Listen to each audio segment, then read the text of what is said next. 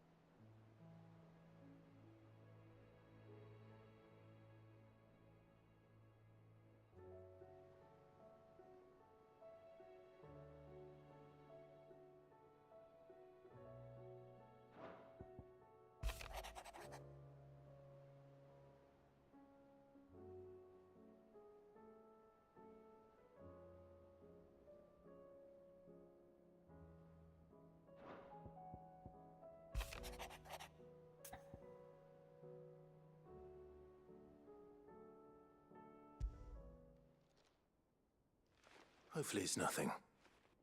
But I should speak to Blackthorn just in case.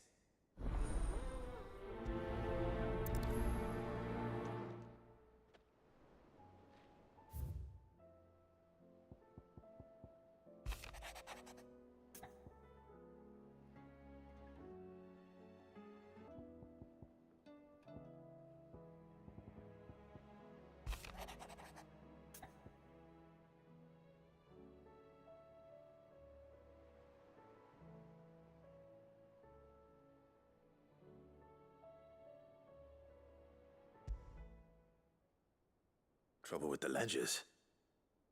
Shouldn't he be asking Otto for help?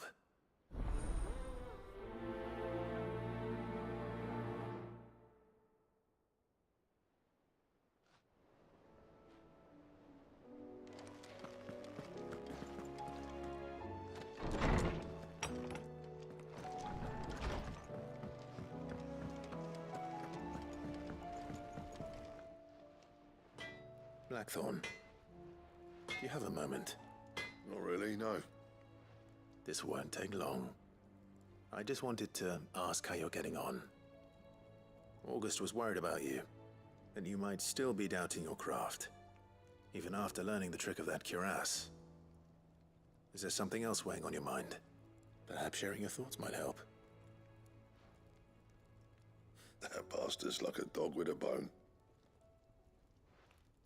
Still, you've got a keen eye, I'll give him that.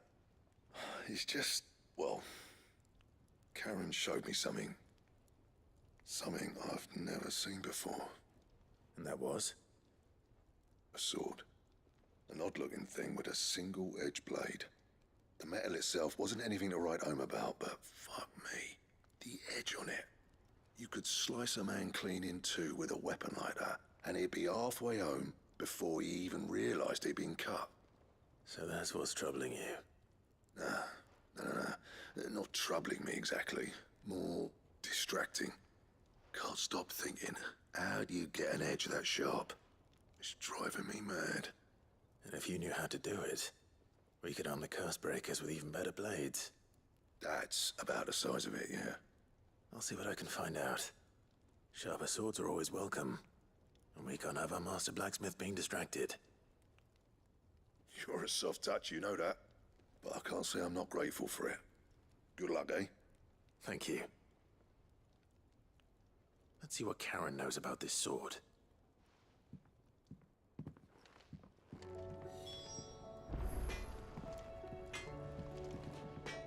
So what do I owe the honor? So, what'll it be?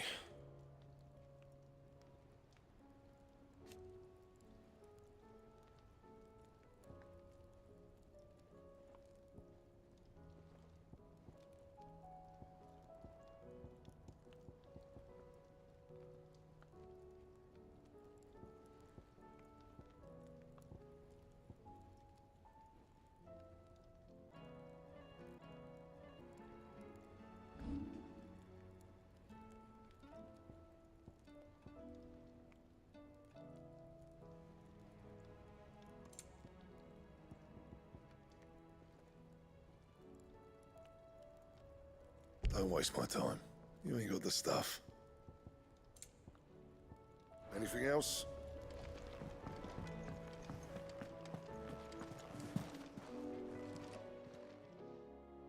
I got your note.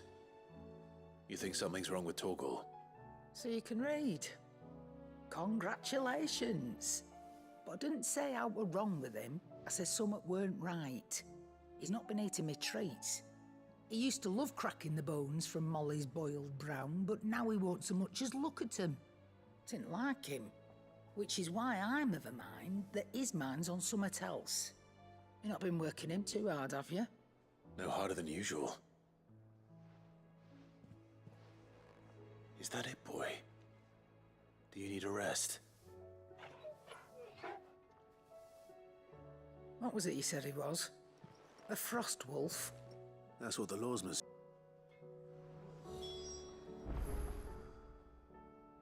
You're looking well, Karen. What do you want? I want to know about the sword you showed Blackthorn. Single-edged and extremely sharp. Running around after him again, are you? I suppose I am, yes. But I need to help him find out how to work an edge like that. It's driving him to distraction. Little wonder, I suppose. There's not many like that make it as far as the twins, and those that do go straight into private collections. Which made it nice and easy finding a buyer. Can you tell me who bought it? Where is it now? You think I tell people who my clients are? Suppose you're not likely to go nicking him off me, are you now? Fine. If you stop mooning at me like that. Lord Ignac's the man you want. Delmechian bloke. Collects weapons and the like. And he's got more money than sense, which is why he's one of my favourite clients. Reckon he'll still be at the inn in Dalamil, where I left him. Thank you, Karen. Oh, and he's a touch eccentric, if you take my meaning. I appreciate the warning.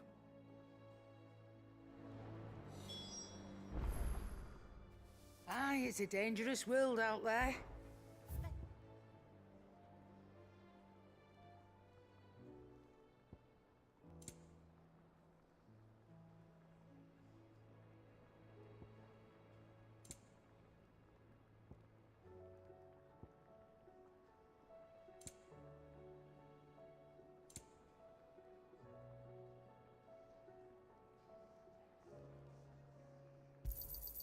It'd better all be here.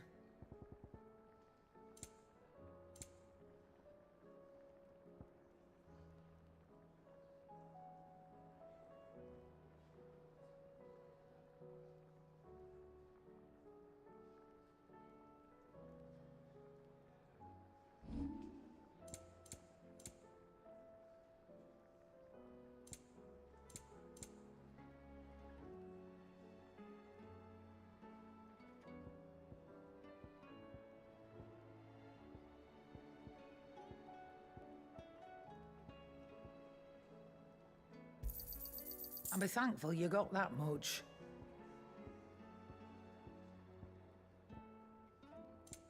Come again. Or don't. I'm not much bothered either way.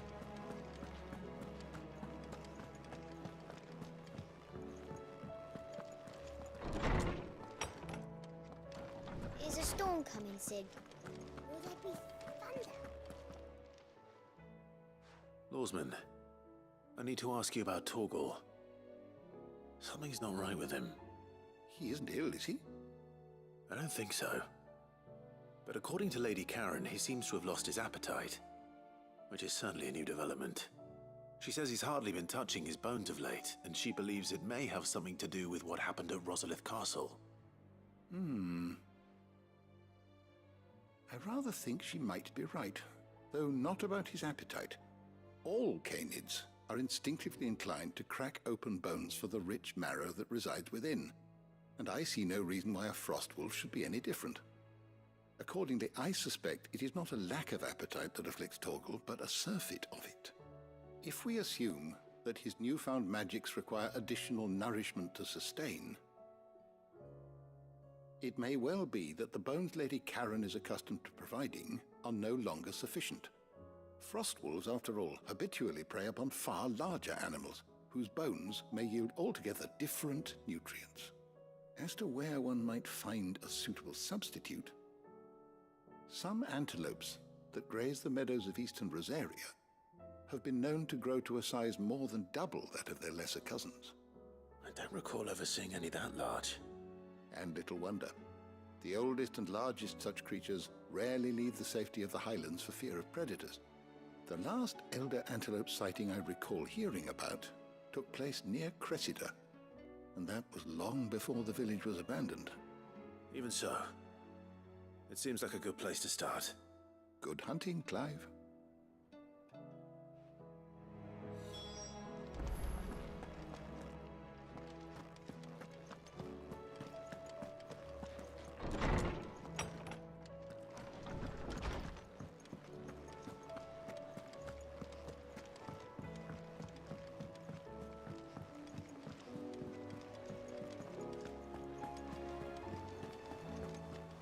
Did you see that? Tell me you saw that. There's talk of these skies driving Rig them men mad. skies then. Most of the hideways on edge. Oh, I wasn't expecting you back so soon. Is everything we've received and everything promised?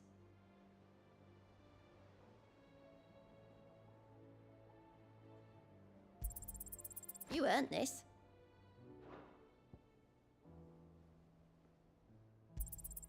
Here you are.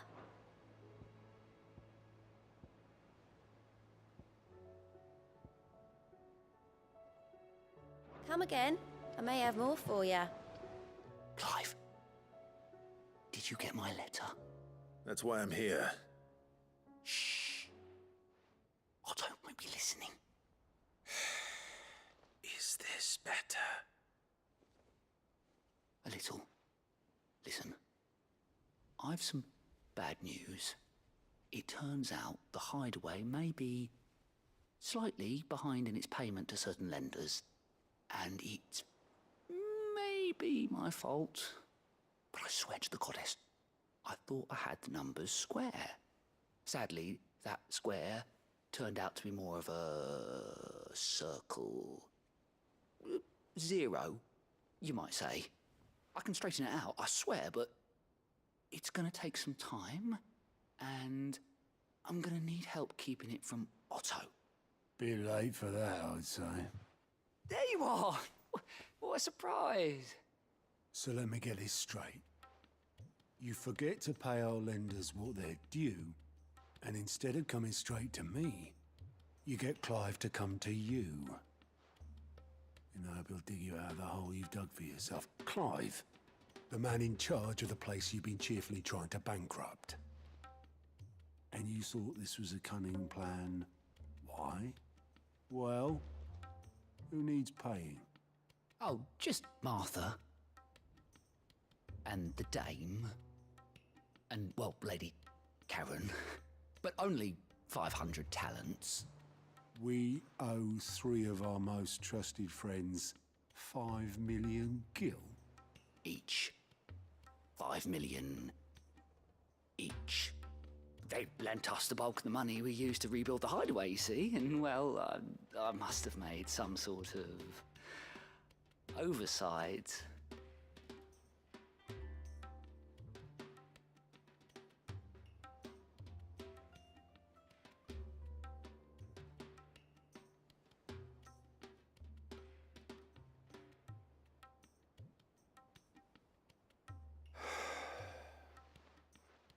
Those ledgers were my responsibility. And it was my decision to entrust them to you. This is my fault. Do we have that much to hand? I can always ask my uncle. No, we don't. And no, you won't. We've lightened Lord Rosfield's purse enough. After the king's ransom we had off him, he deserves better than to see our begging bowl. Besides, we'll need to learn to stand on our own if we're gonna make this work. All right.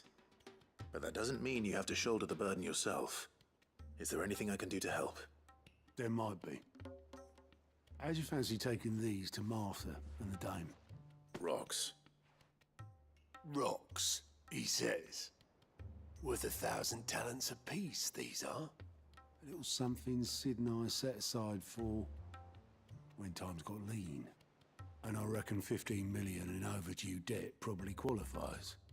I just hope our associates' eyes are a bit more discerning than yours. I'm sure there will be. Should be me making the rounds, really.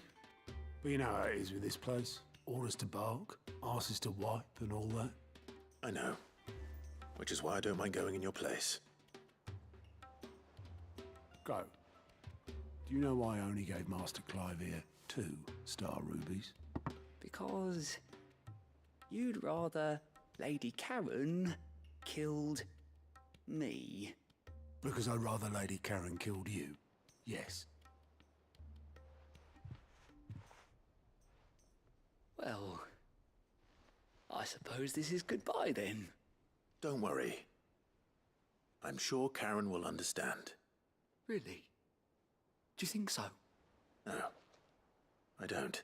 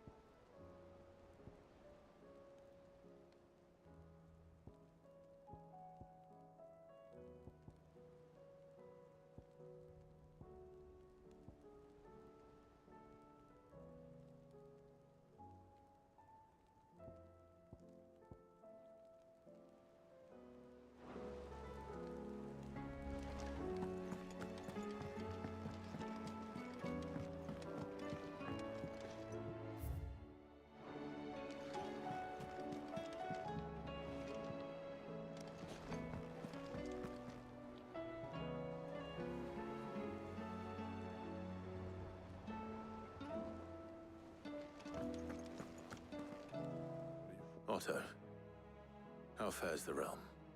The realm? Oh, she's just fine. As long as you look past the fat storms out of mother crystals and her skies are a roiling cesspit. And Gav? He's with your uncle in the Free Cities, helping Mid with her project. Sent an owl their way the moment the winds turned foul. Still waiting on a reply, though. Do you have any good news? Well, that depends on your definition of good. All right, fine. What do you suggest we do? Oh, no, I'm just the messenger. I leave the scheming to those more suited to the task. Could be that Lady Vivian and Old Tomes have their own thoughts on the current state of things. Could be that they don't. It certainly can't hurt to ask.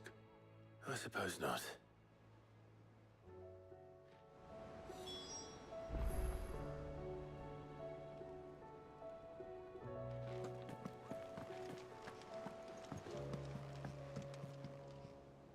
How is it that every one of your little excursions presages some inexplicable catastrophe?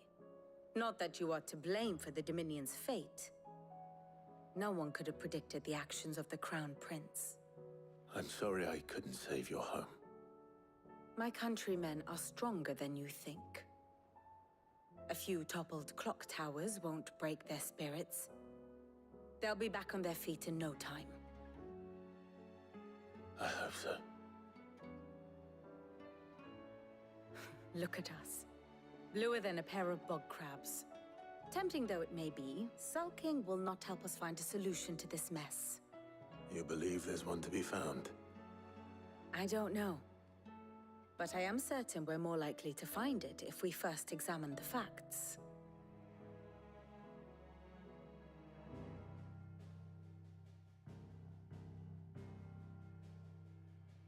Beneath these darkened skies, fear and confusion reign over Valisthea. Oh, the lands around the fallen mother crystals had already begun to wilt for want of ether. But not like this.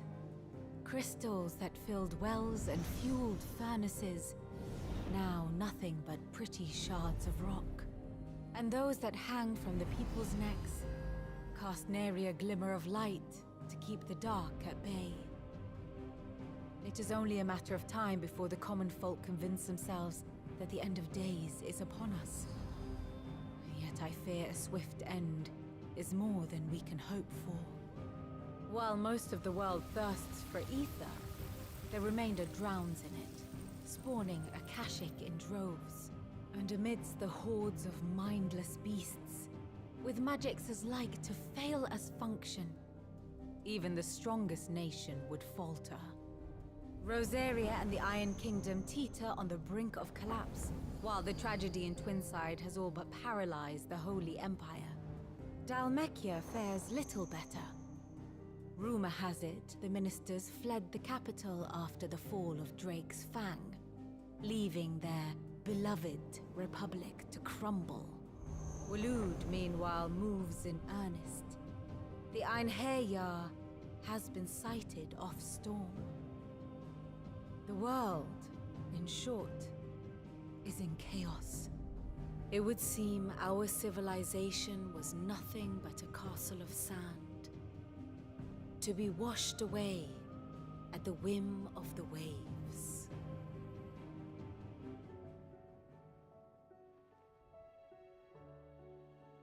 A castle of sand. Not my best flourish, but it seemed fitting. The reports I've received are considerably more blunt in their appraisal. Without the protection of their nations, it will fall to the people to defend themselves against those who would take what is theirs. Which is only ever going to end one way. Defending a farmhouse against a band of chocobo thieves is one thing, but pitchforks and palisades will do little to stall an army's advance. Should the King of Waloed deign to invade, there would be none to stop him. None but us.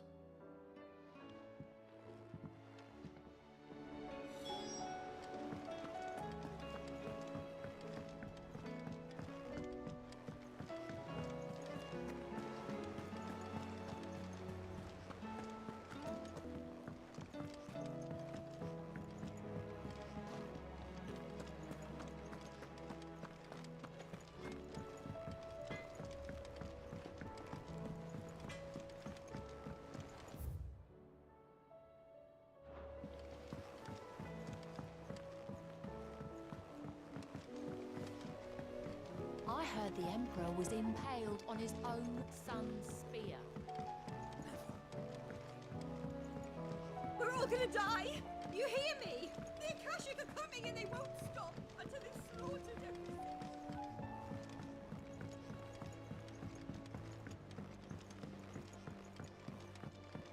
All this fuss over a few dark clouds. That's it. Here, Sid. Reckon you might be just the man to help me out of a bit of bother, if you've a mind to. Let's hear it. Well, it's about this alembic the chief's got me making. Lovely bit of kit it is. Bung in a solution you want splitting, and it will separate it out, just like that. Problem is, it won't always get rid of all the impurities. And with some of the stuff we need it for, that ain't good enough. Which is why I've been looking for something to filter the liquid we'll be cooking off. And that's where I was hoping you could help me out. I imagine Tyre could get some use out of this alembic too. Distilling medicines and the like. All right. Why not? Proper job! So what exactly do you need for this filter? Nothing but bomb ash'll do, says the chief. Gave me a sample she'd obtained from the university stores. Couldn't believe my eyes. You pour the blackest blight water through it, and it comes out clear as a mountain stream. So, I did a bit of reading about where I might be able to get hold of some. And do you know what I found out? It's only the blimmin' bones of a bomb king. They leave them behind when they die, see? I take it that's where I come in. If you wouldn't mind. I saw a billet on the hunt board for one just the other day.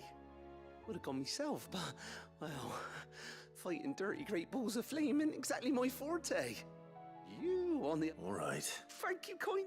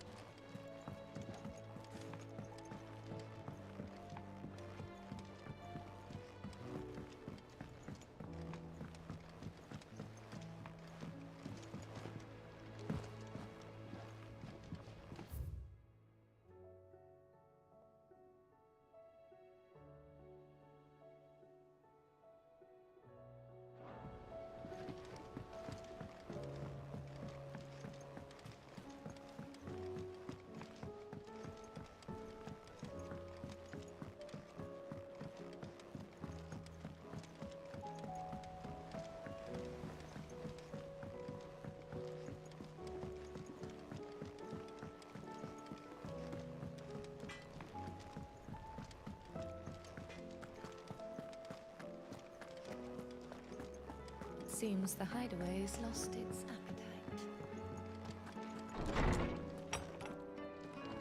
Is a storm coming, Sid? Will there be thunder? Let me guess. You're here about the skies. Is there anything you don't know, Lawsman? It doesn't take a court astrologer to augur the obvious. As for what has disturbed the heavens, that, I believe, is a question the Fallen might be better placed to answer than I. And on the 6th day did the gods tear the sun from the firmament, visiting darkness upon their prideful sons and daughters. But I dare say you remember your childhood lessons on the sins of Zemeckis only too well. You think they're connected? That Ultima was one of the gods responsible? Well, he has certainly exhibited powers that we mortals would associate with the divine. There is nothing divine about him. But he wouldn't be the first god of whom that could be said, now would he? Yet for all the fairy tales that tell of the sins, there is almost nothing in the way of actual historical accounts. Had I the Journal of Moss the Chronicler, I may have been able to tell you more, but alas, I fear all remaining copies have been lost to time. You will forgive me, I hope? Certainly not. Because there is nothing to forgive. Even without this journal, you've provided us ample wisdom. And we will always be grateful for it. Perhaps Otto will be more inclined to share his thoughts when he hears what the others had to say.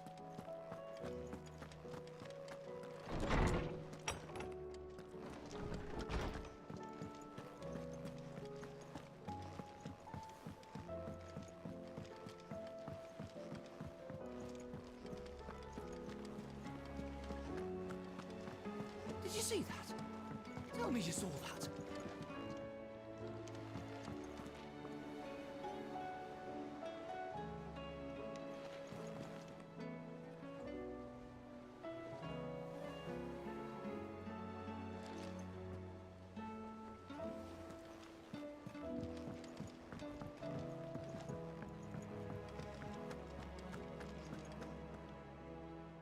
Clive, we have a problem.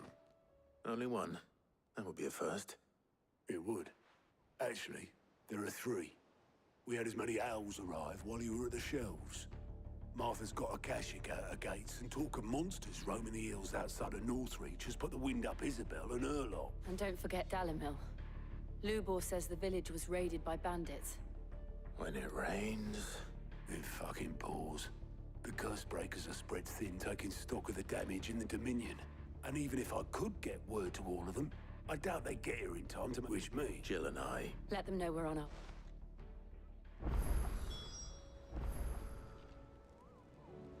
I'm ready when you are, Clive.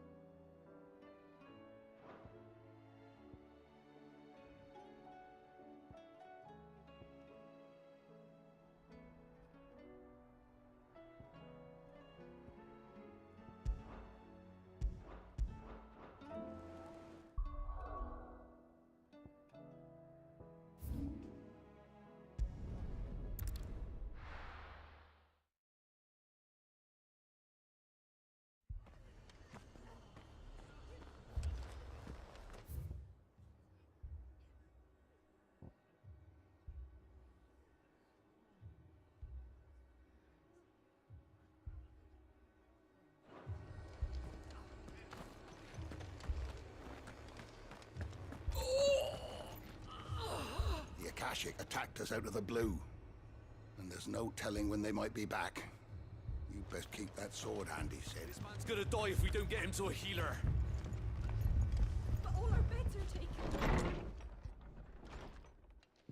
Martha, it's good to see you. And you, Clive. Jill?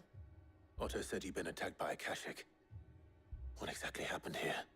Those skies are what happened. Not long after they fell dark, we had our first visit. There were hundreds of them. Tried to storm the hill. Only a handful made it up here, but that was more than enough. The rest are still down there now. And while we have a few willing fighters holding them back, they're sorely outnumbered. What do you think, Clive? That we join the fight? I thought you'd never offer. Now, where I need you is the Fallen Gate. That's where the fighting is fiercest. Let the men know you come to help. Something tells me they'll be pleased to see you. We're on our way.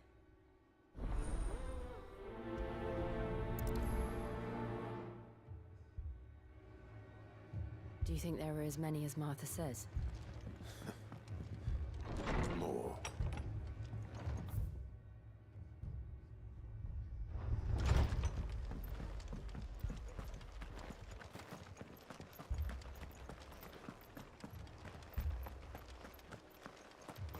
You don't think they've abandoned us, do you?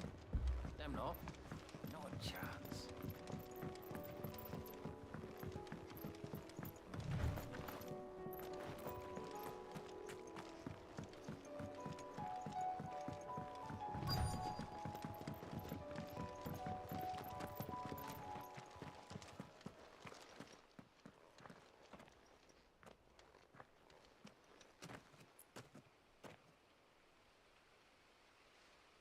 Clive, wounded.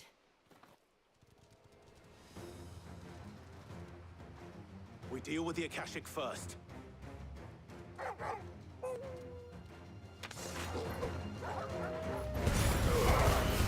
yours, Torvald.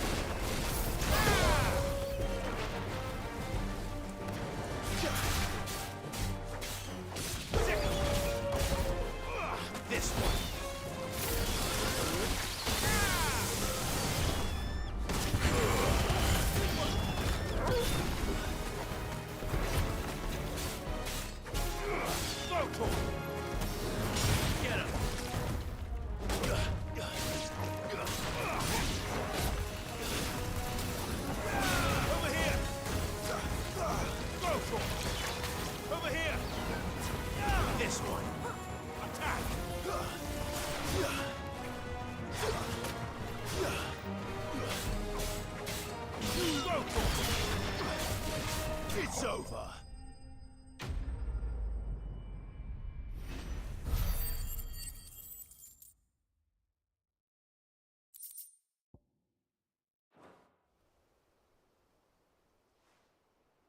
These men don't have the look of hired swords.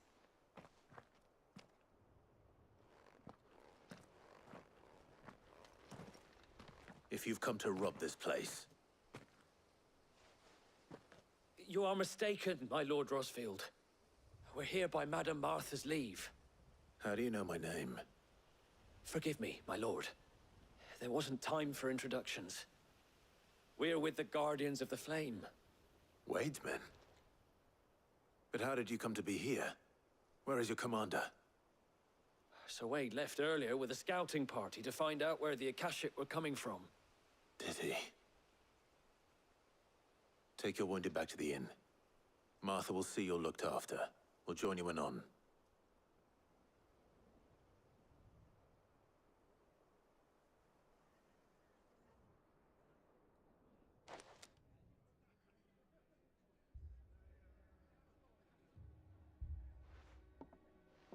And to think you took them for thieves.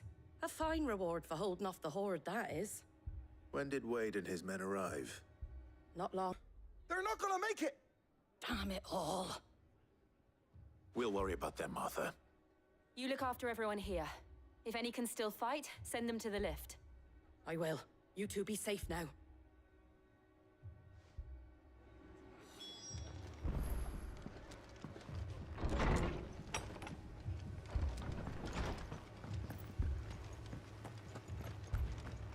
My brothers.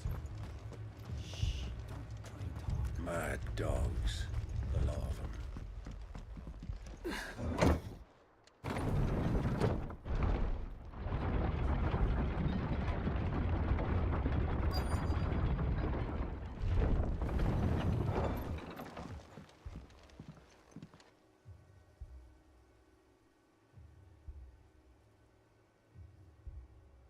Squire, I need you to get those who can still walk up the lift to Martha's.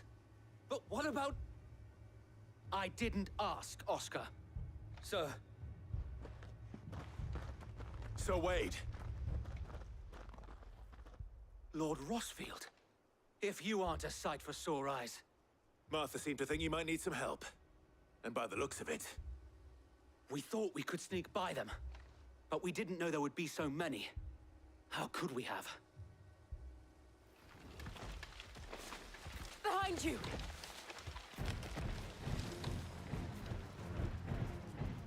Damn it! We need to get the injured to safety.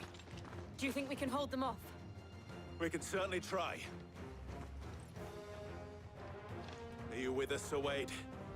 Always. Then let's do our duty.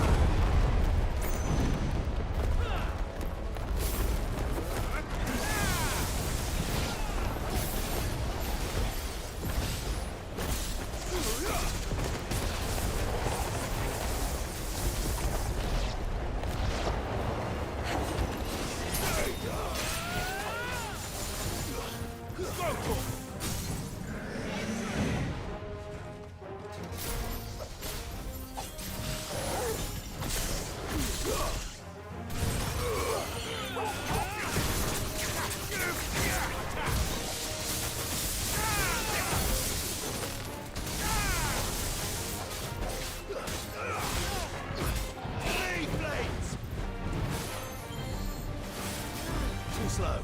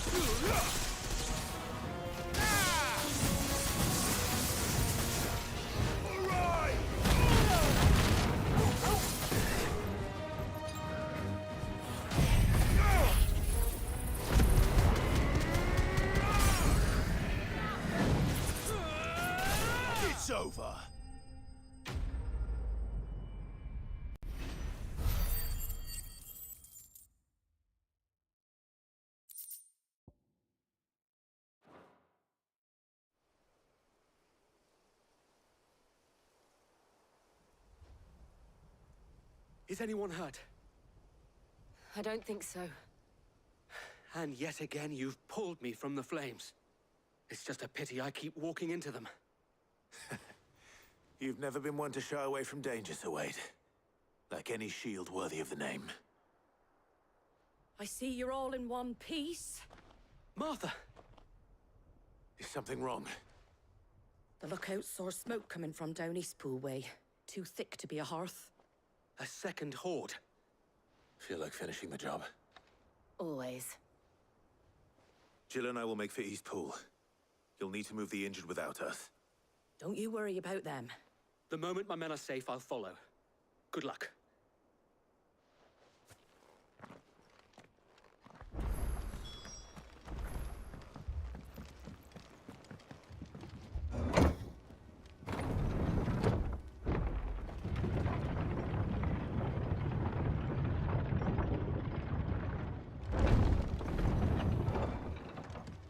Mad dogs. A lot of them.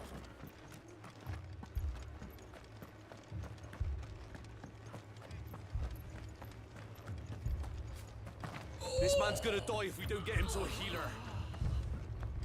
But all our beds are taken.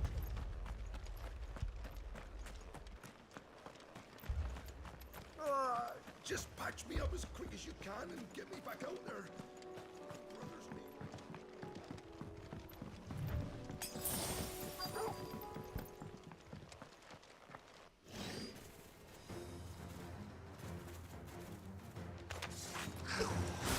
They're headed for the rest. We'll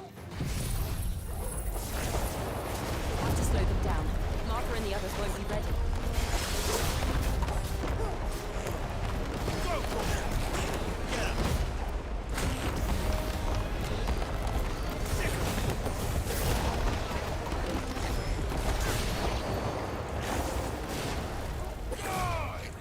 Fire and flame!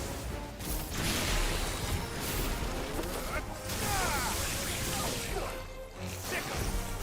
Go for 'em! You're sick 'em!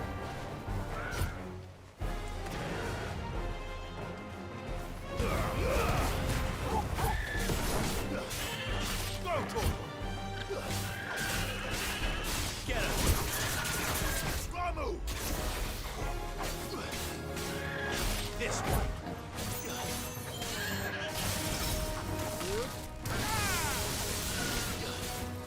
Go for 'em! Get 'em!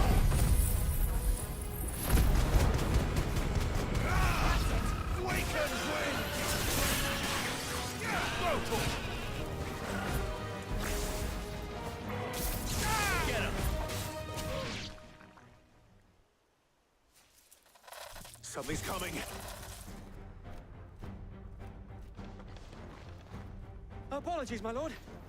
Did I miss anything? Only the first round, Sir Wade. Shall we?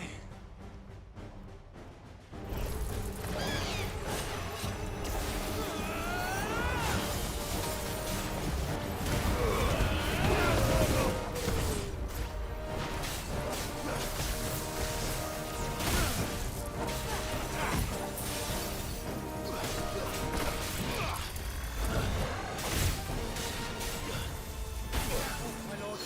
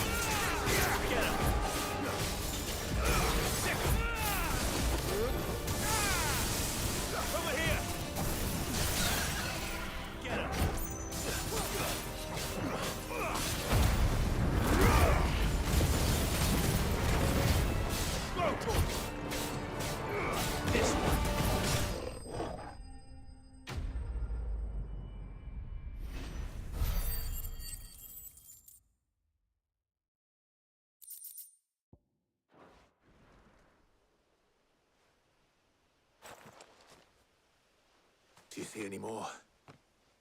No. I think that was the last of them. But it won't be long before the next lot arrive. Then we make for Martha's while we can.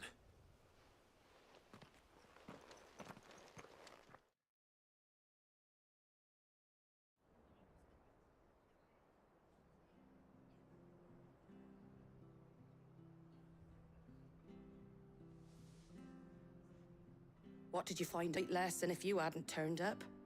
Thank you. It was a hard-fought victory. But as long as the skies remain dark, I fear the Akashic's numbers are only going to rise. It's not a matter of if the Horde will be back, but when. And whether that's sooner or later, we'll need to be ready. The inn here affords a good view of the land, and is easily defendable. I'd like to make this one of our outposts. What do you say, Martha? You'd have more men to guard the rest. Well, when you put it like that, of course they can stay.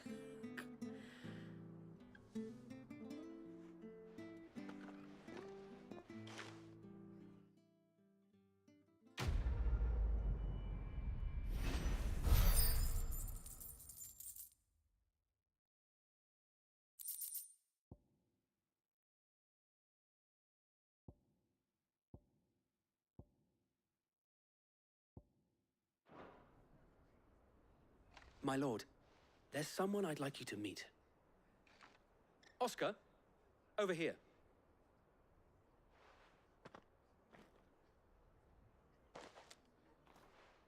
It is an honor to make your acquaintance, Lord Rosfield. I am Oscar.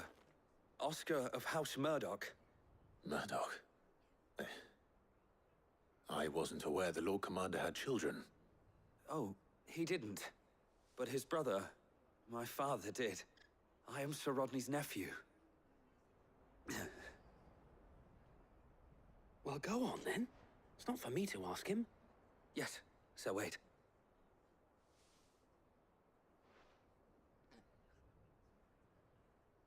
If it please you, my Lord Marquis, might you take me as your squire? I would learn the duties of a shield from the finest.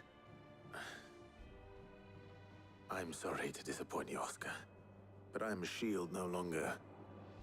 Nor was I ever the finest.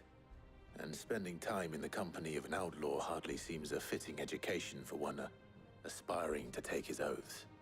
My Aunt Hannah once told me that a man is not defined by his title, but what he does in its name. You have accomplished much since taking on the mantle of Cid, winning no little honor in so doing. And I would sooner serve under an honorable outlaw than an unworthy shield. Not that Sir Wade and the other Guardians are... I mean to say that, they're... It's all right. We know what you mean. There is only so much the boy can learn from me, my lord. But a squire... Would that really be so bad? You were a squire once. And I'm certain Sir Rodney would approve.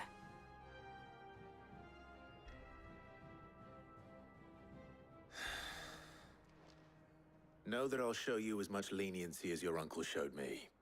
I would not have it any other way.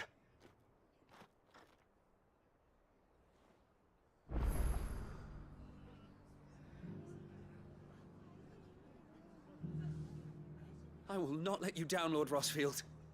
You or my uncle.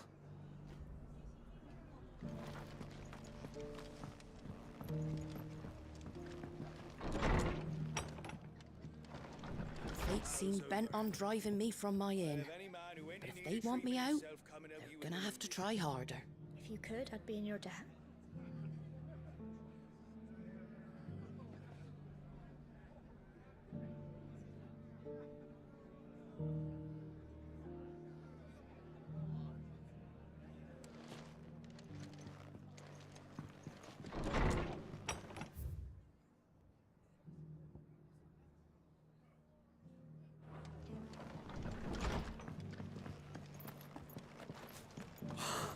Thank the Finder! I thought we'd lost him. And some of your numbers served as shields, did they?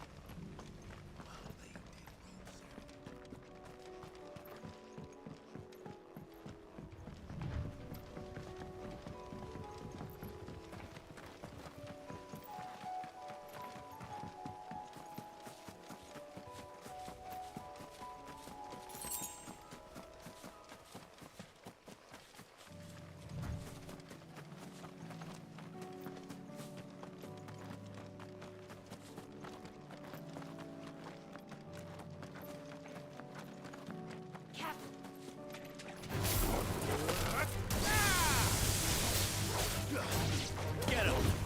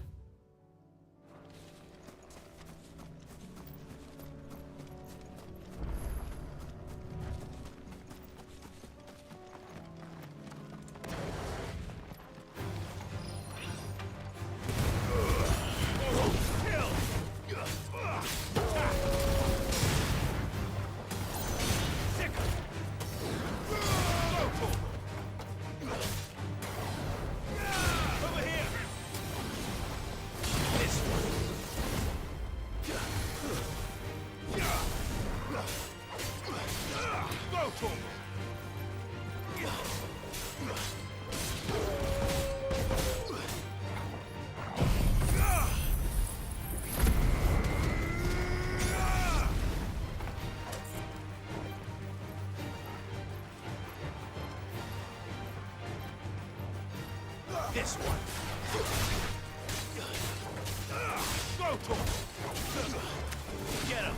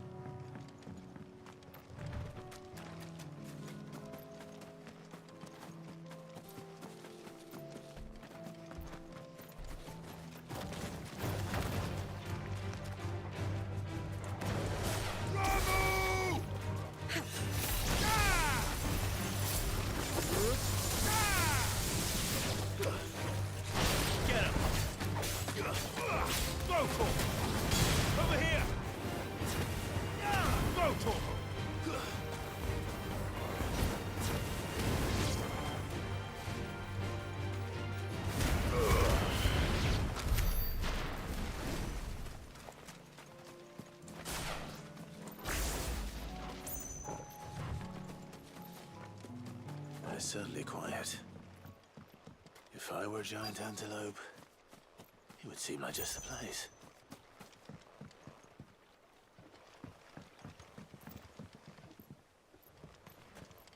I doubt we'll find one bigger than that.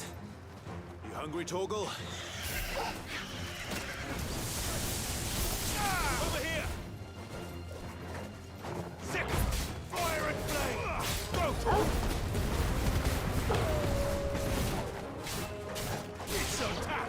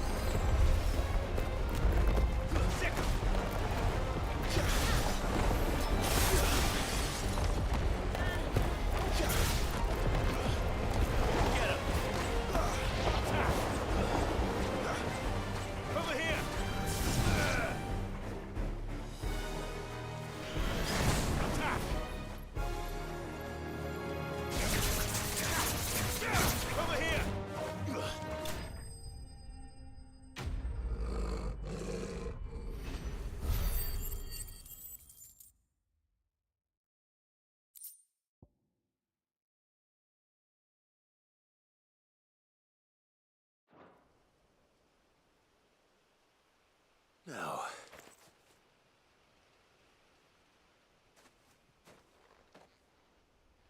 will it be enough, I wonder?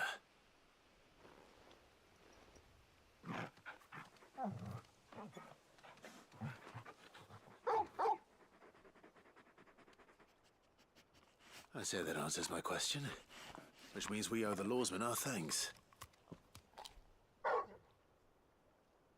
You're just a big puppy, aren't you? A very big puppy.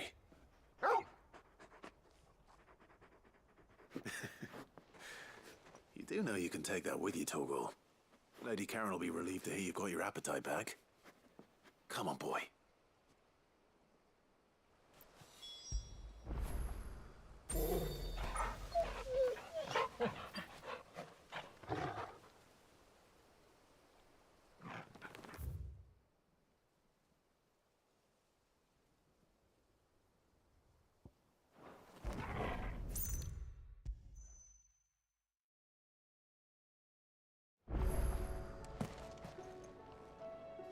I noticed you and Torgal had gone off somewhere. Take him for a walk, did you? You could say that.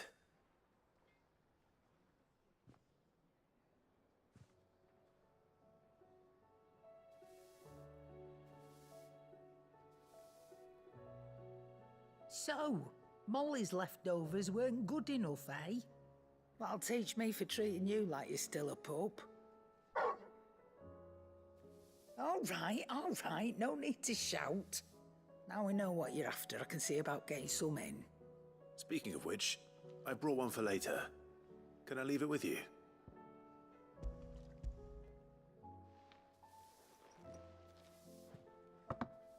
You can, aye. I'm nice like that. In return, you can thank Tomes for me. The bloody know-it-all. I was just on my way to see him.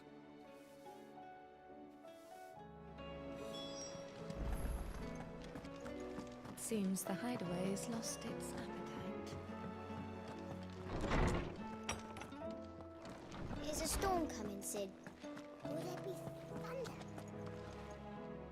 Ah, Clive. Were you able to locate your quarry?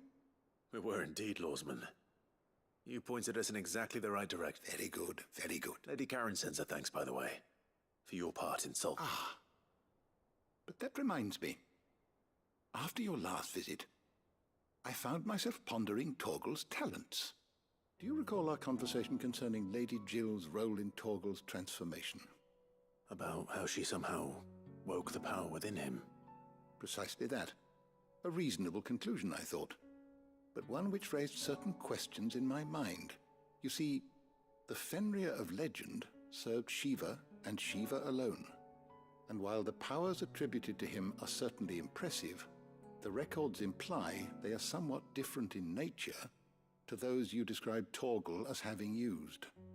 What are you suggesting?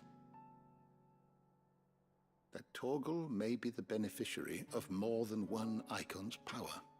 Consider that in addition to Lady Jill, he has served as a loyal companion to you, your brother, and even the late Cid. In short, the Icons hitherto near at hand, or should I say at paw, have been diverse and plenty, and that number has only grown as the realm's dominance have fallen to your sword. One can but speculate as to how all of this has affected Torgal. He has seemed more fierce of late. And if I am not mistaken, he will grow fiercer still. We are fortunate in...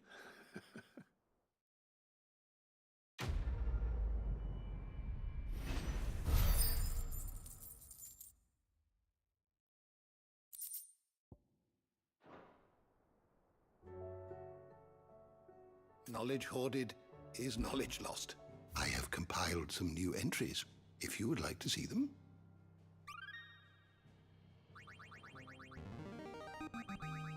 I have quite the find for you today.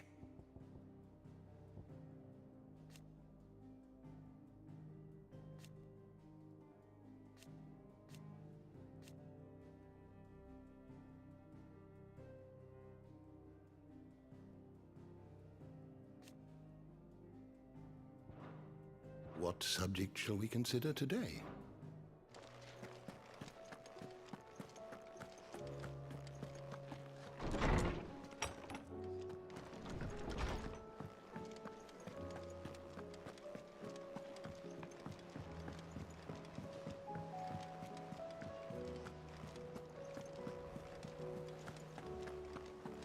Did you see that? Tell me you saw that.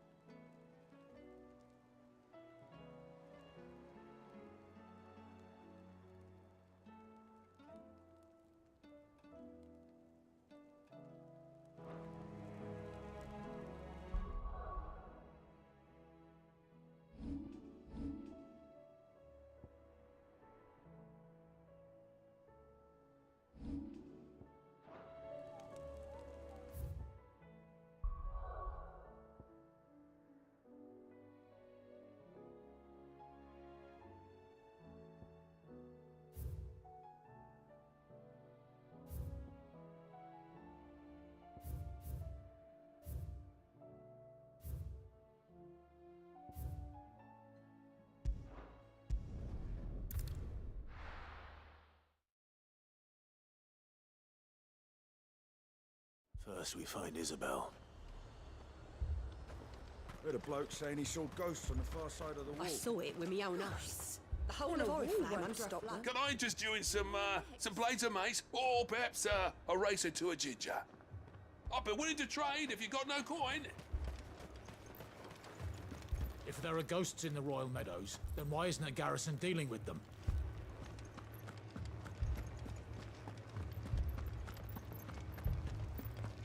Four left for more on the captain's orders.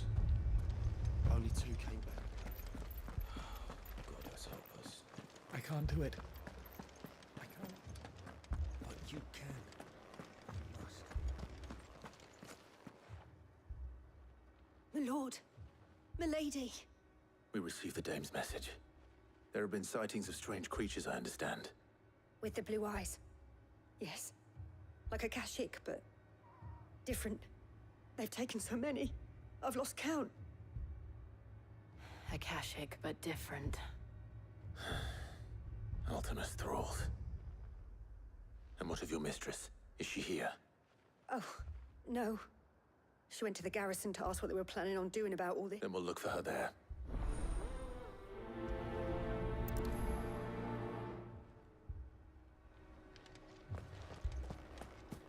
More arrived from the capital this morning.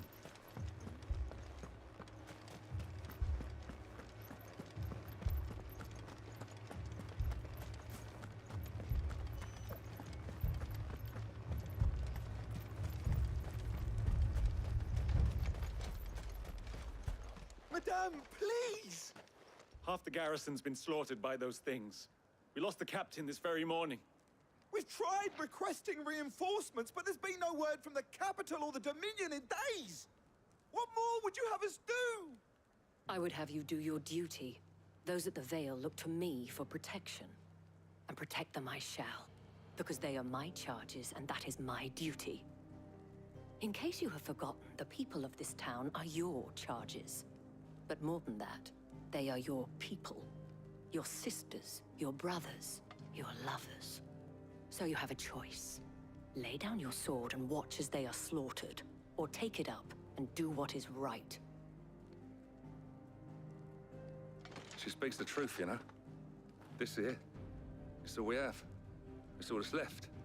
What we have left is our lives! Do you really want us to lose them as well? Not if we don't have to. Look, there's a cask under the captain's bunk. Let's talk about this over a drink, eh? I'm listening. I'll have a word with him.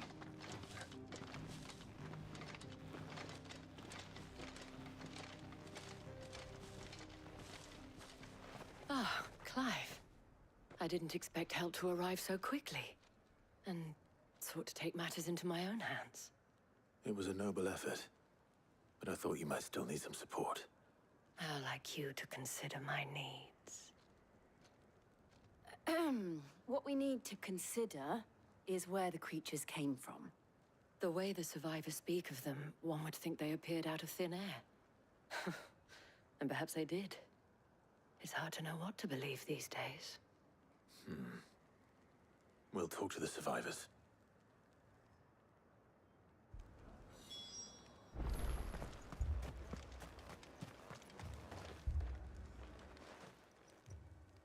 You're a pikeman, yes? What happened? I've got family in Moor. I heard the flood was spreading, so I went to see if they were all right. And a pack of them glowing things found me in the meadow. I ran for my life. I never did get to the village. Leave that to us. My family? They're still in the capital. Don't leave I'm me, sorry, Paul. darling. It's I all truly right. am. Give me your arm. Did you see the creatures that attacked you? Creatures? Yeah, they came out of nowhere. They went for Joseph first, then me, and then they were just gone. Do you remember where you were? On the road from Oriflamme. We just passed Moor when... Where's my Joseph? It's all right. Just rest now. At least we have an idea of where the thralls might be now. We should head for more.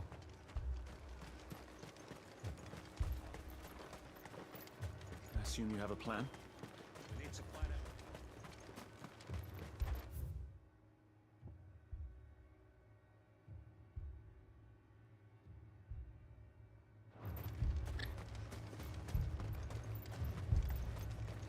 It was all they could do to escape. They just left the bodies there in the flood. Good girl.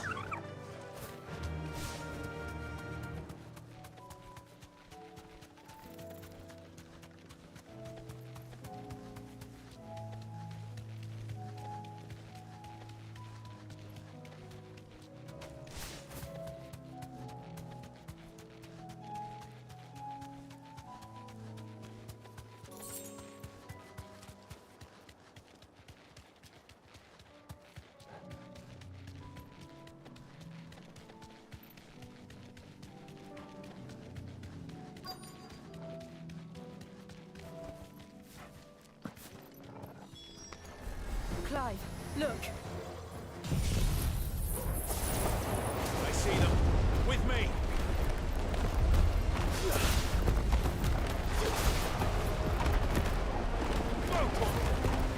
This one. Over here.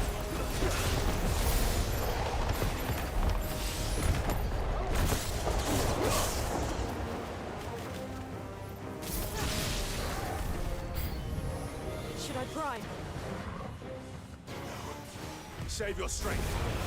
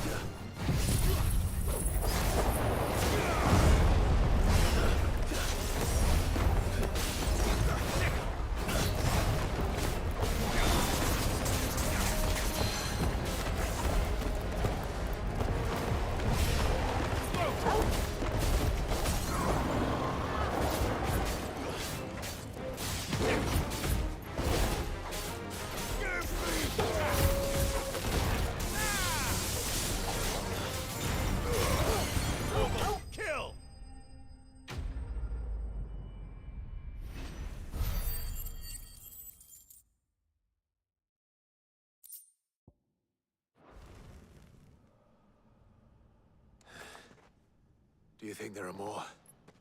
There are always more. But I'd say we've done what we can for the time being. Then we should let Isabel know.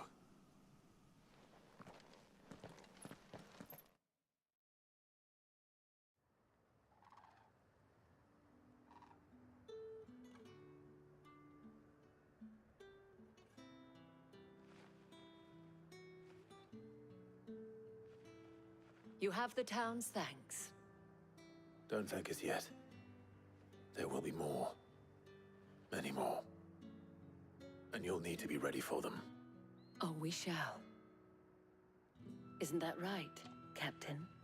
Yes, milady. The garrison will be ready.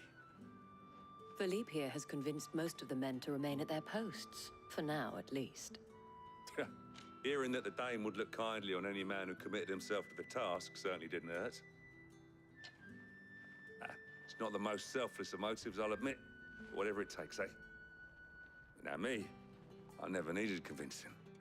I became a soldier to protect the people I love. And the people I love include the ones standing before me.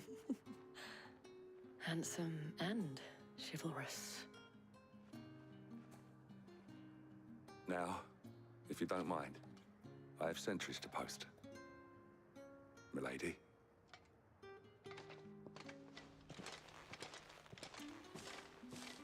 Lest you wonder, I'm not foolish enough to believe that this has solved all of my problems. But it has solved one, and that's one fewer than I had this morning. Thank you again, Clive.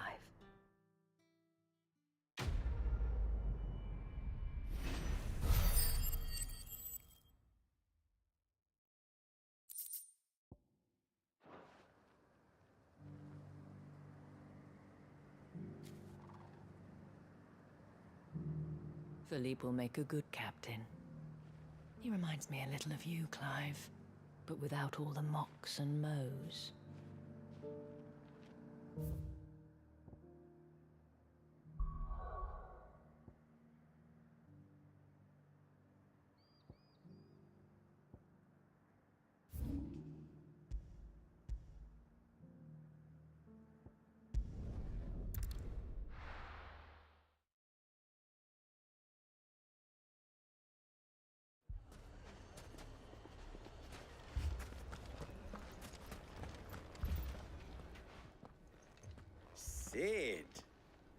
Your new companion appears much more formidable than your uncle.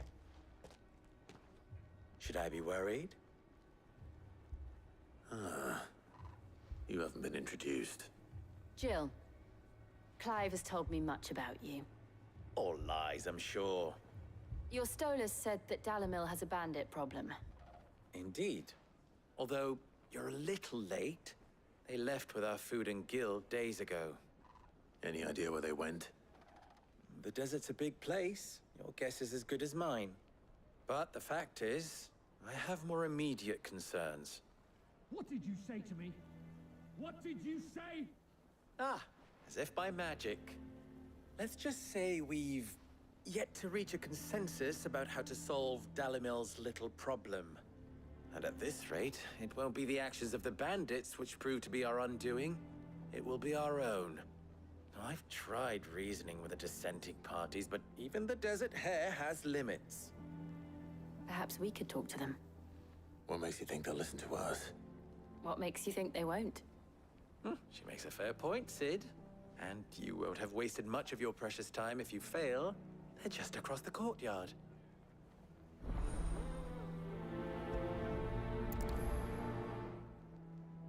Suppose we just follow the shouting.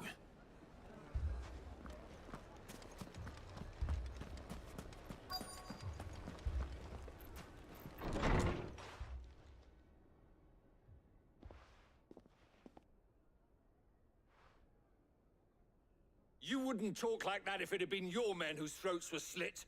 Blood for blood, it's the only way. We hire mercenaries and have them mount the bandits' heads on our walls as a lesson to the rest. And what happens when those mercenaries are slaughtered like your men? Are you going to hire more? We're better off using that coin to buy food and supplies. If we hire mercenaries, the only thing we're buying is the bandits' ire. And you cannot fill empty bellies with that. Do you hear me? But what happens when they come back? Maybe it'll be your throat that's slit. That's enough. Both of you. Any more of this and I'll throw you out myself. Come back when you're ready to talk like adults.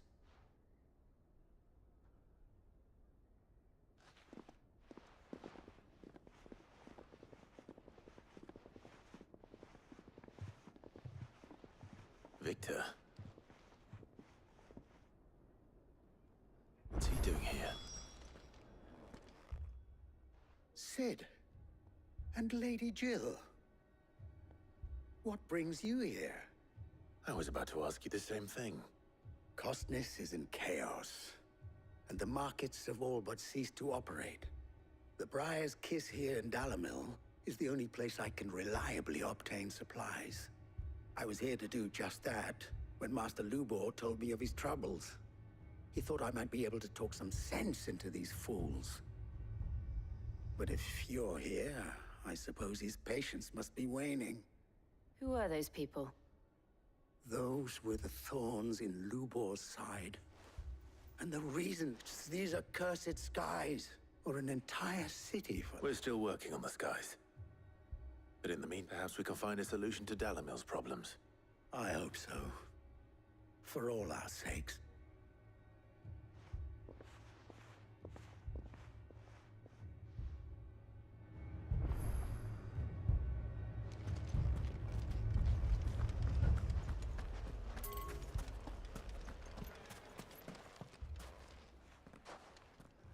So, you see my predicament?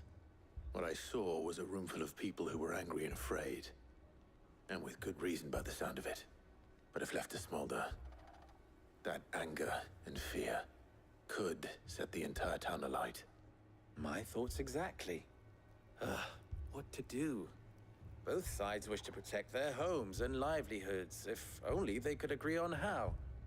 But as long as they are divided, we are vulnerable. And if there's one thing bandits like, it's an easy target. What would Sid the Outlaw suggest? Well, if it were my namesake, he'd let them choose for themselves, and be on hand to pick up the pieces when it all went wrong. That sounds like a recipe for disaster. A recipe for disaster is precisely what it is. But perhaps that realization would be enough to make them question the ingredients. While it's plain neither Conrad nor Natalie will countenance the other's proposal, it may still be possible to make them doubt their own. Before presenting them with a third option. And that would be? To pool our resources and save the city when all that fear and anger can be directed at the bandits. It appears we have a plan of action. Victor, pay Conrad a visit. See if you can't convince him of his folly. I'll speak with Natalie. As you wish.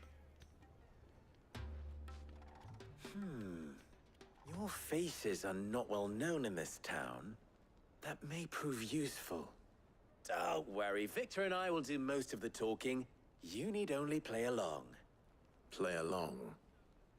What he means to say is yes.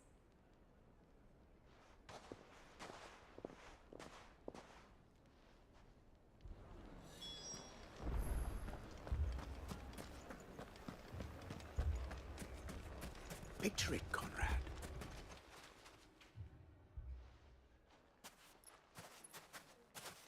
Ah, here she is. The Lady of the Spear herself. Conrad, may I introduce you to Jane, commander of the Red Wings, the oldest mercenary guild in the Free Cities. A pleasure, my lady. The pleasure is all mine. As I told you, I summoned the commander here from Canver to inquire about a contract. Victor says you told him no. That there aren't any men left to hire. Is that true? True as the crystals cracked. Nobles came and claimed every last one worth his salt. And not just from us Red Wings. You know of the 7 high houses. There must be 2 score swords assigned each one. Granted, we have a few boys left. If it's boys you're looking for. Well, Conrad, are you saying that Dalamel's finest cannot defend this town better than a gaggle of unblooded striplings? That a band of beardless youths could better avenge the deaths of your brave men than you yourselves? Absolutely not. We'll show those bastards who they're dealing with.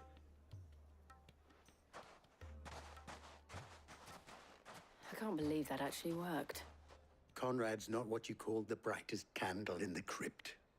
And there's a reason why I had you do the talking and not Sid. Well played, my lady.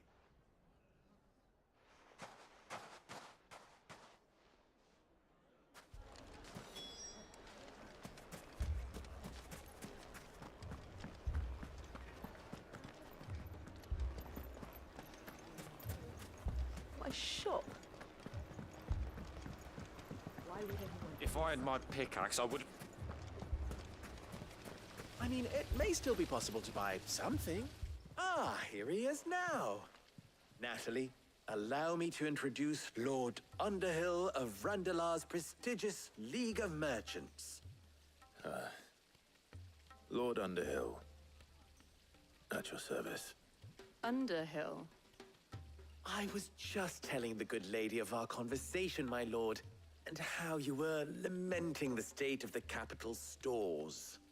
Lubor says that not only are the granaries almost empty, but that war and the Blight mean this season's harvest won't be enough to fill them for winter. Indeed, certainly that is the case. The nobles in the capital are buying up the city's stocks of barley and wine, driving the prices higher than most commoners can afford. It is only a matter of time before the peasants revolt. It is worse than I thought. If what Lord Underhill says is true, I fear we have little hope of supplementing our stores, meager though they regrettably are. And while I applaud your endeavors to dissuade our more bellicose citizens from seeking vengeance, I sense Conrad is not wrong in his assessment of the bandits' likely return. Which means that now, more than ever, we will need to secure what little we still have, Food, weapons, herbs, everything. If our humble town is to endure not only this hardship, but those that are certain to follow, we must stand united. All right. If it will help to protect my home, I'll do it. But you needn't have gone through this charade.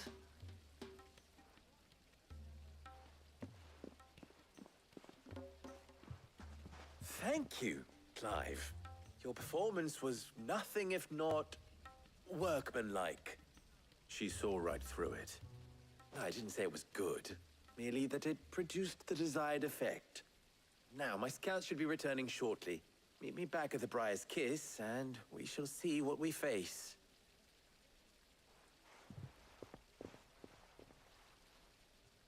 I'm not convinced our roles in this ruse were entirely necessary. I don't know. Conrad seemed quite taken with you. Mummy, I'm scared. People take notice of wealthy men. Shouldn't be too hard to track down Karen's collector. Haven't we had enough fighting?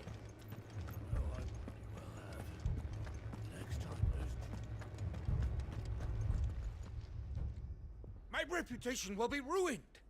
Ruined! Calm yourself, Lord Ignac, I beg of you, before you do yourself a mischief. Pardon the intrusion, but... Out! Get out! I paid for these rooms so I wouldn't be disturbed. Leave me be! Please, allow me to apologize. His lordship is going through a difficult time, and he's never been fond of guests arriving unannounced. Radim! Get rid of the filthy oaf this instant! Very good, Lord Ignac. Would you mind stepping outside for a moment?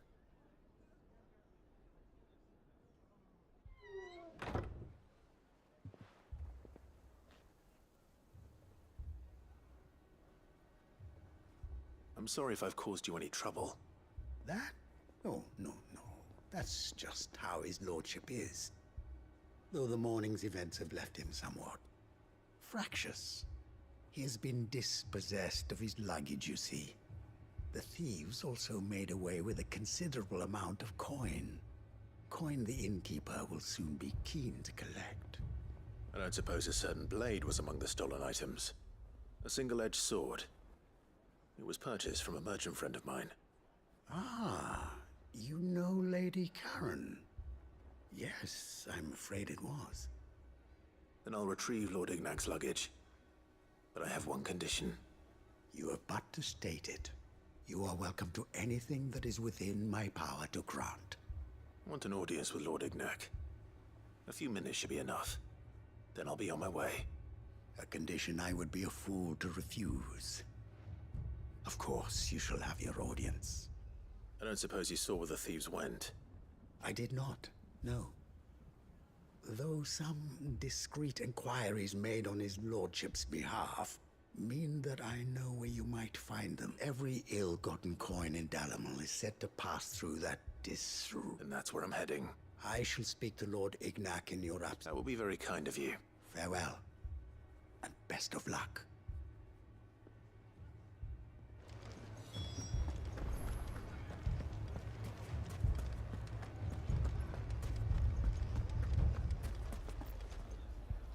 Good news. Both Conrad and Natalie have somewhat gracefully accepted their new roles. With time, they may even learn to... Time no longer appears to be the luxury it was before lunch. I take it your scouts found the bandits. Technically, it would be the bandits who found my scouts. It appears they march for Dalimil as we speak. All of them. You're not serious. They don't just want food, they want the whole damn town.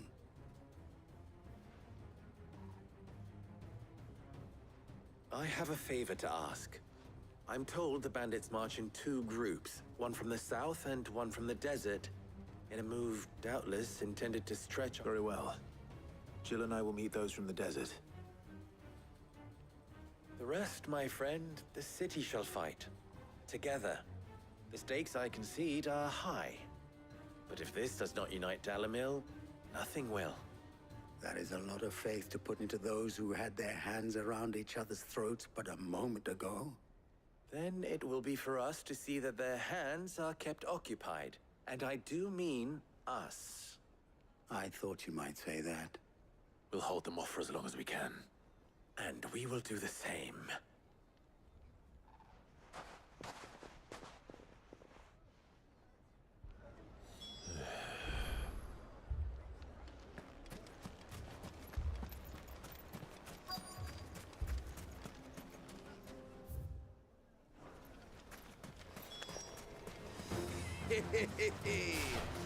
No women folk have come to rock.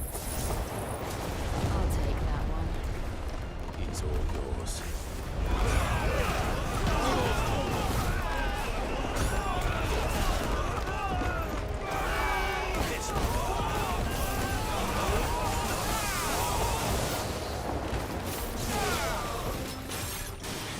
It's over. This one. They mean to overwhelm us.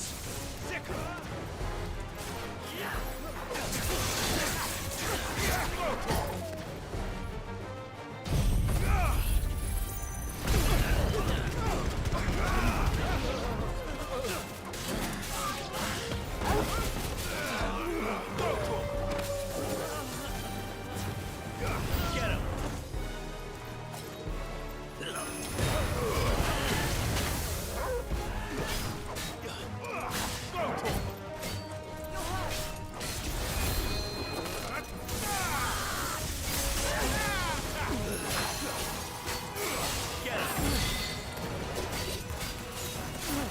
Nice try.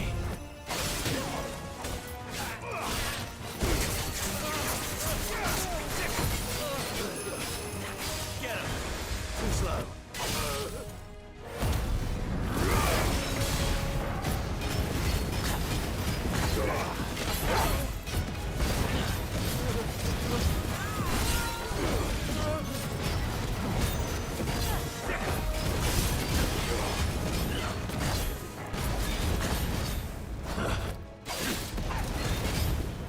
Nice try.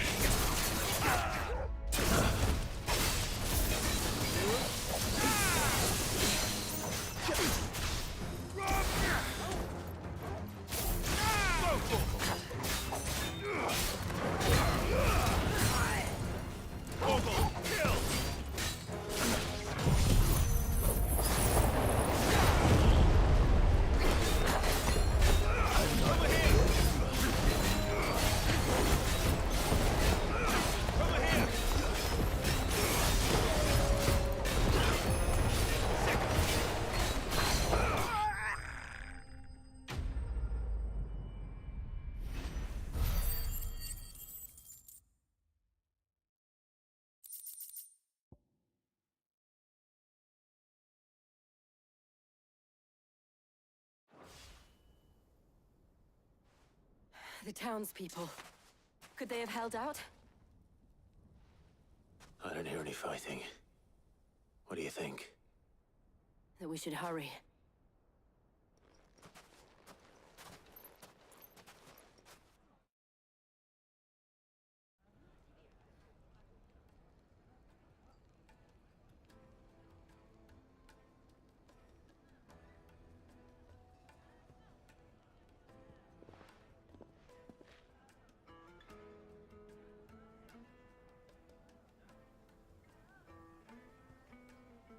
Natalie, I owe you an apology. You did well out there. The inn would have been lost had you not held the line. Without you, there would have been no line to hold. You saved us, Conrad. You saved Dalimil. We all saved Dalimil.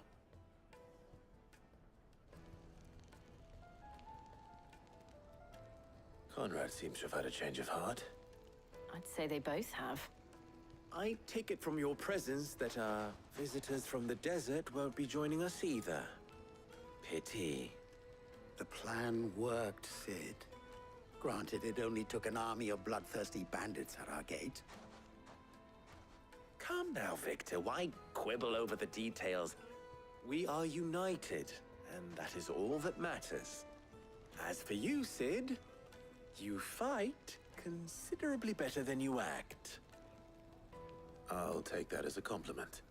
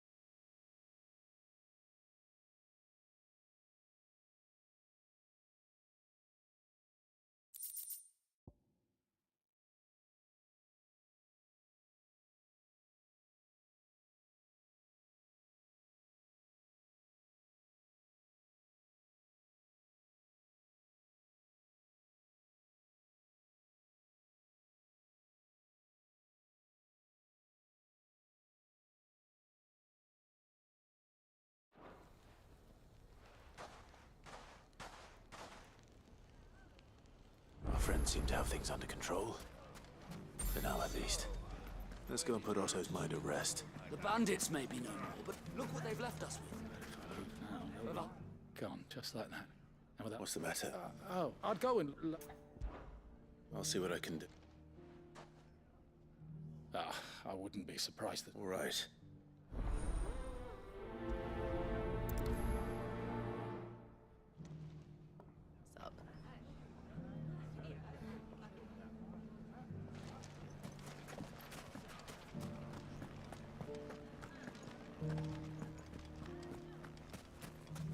You fought very bravely.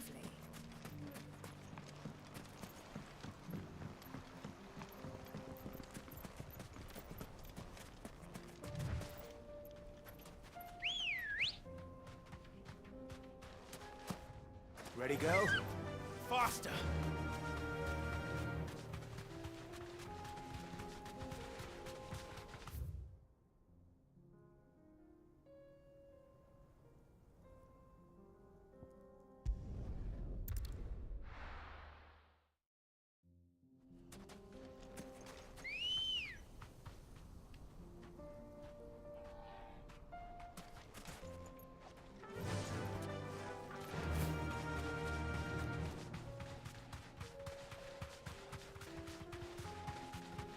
Careful!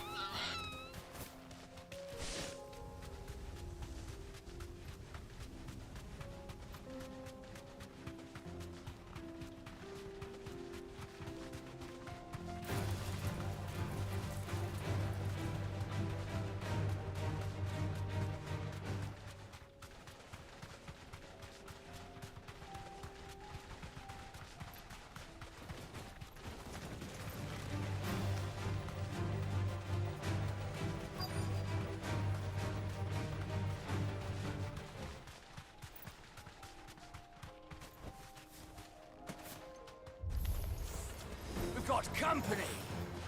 Come on, lads, let's tear the bastard's head off!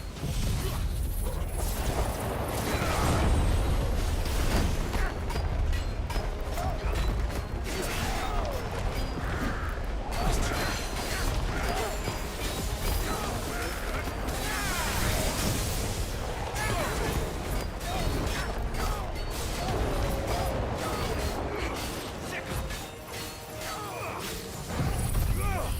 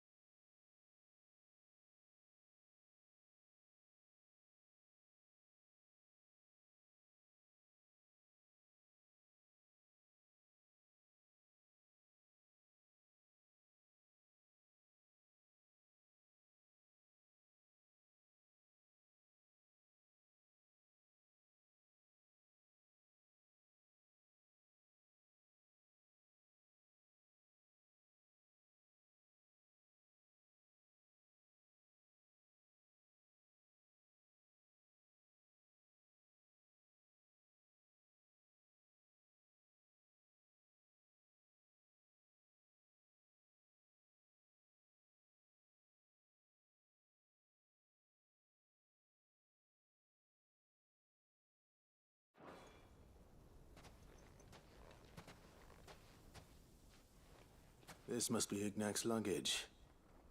Nothing seems to be damaged. All right. Let's get it back to Dalimil.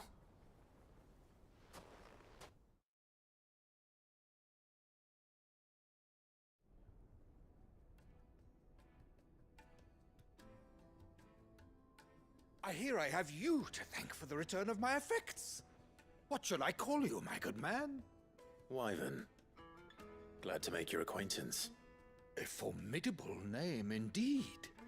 Well, Wyvern, I appear to be in your debt. Redeem here tells me you wished for an audience.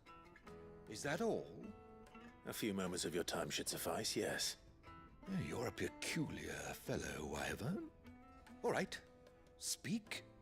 Master Wyvern was wondering if you could tell him about a certain single-edged sword you recently acquired. Oh, a true work of art, that one. Karen drove me hard on the price, but I would have sold her Radim here to get my hands on that sword. It was made in the Outer Isles, far beyond the Twins, and is used exclusively by the practitioners of a unique school of swordsmanship. They believe no combat should ever exceed a single strike, and hone their blades to such perfection that none ever does. Each sword is made for that one perfect stroke, and for that stroke only. They crack upon a second blow. There's a brutal sort of beauty to it, really. But how do they hone such an edge? Fine question. Why, they use a whetstone, of course. Whetstones, rather. A whole array of them, ranging from the coarse to the fine. 10,000 licks with the sharpening stone, then 10,000 more. But it is the final stone which lends the blade its legendary sharpness. A mineral quite foreign to this great realm of ours. And that is the key. The secret ingredient. Wyvern, it occurs to me that my little lecture is hardly equal to services rendered. Take this, together with my regards.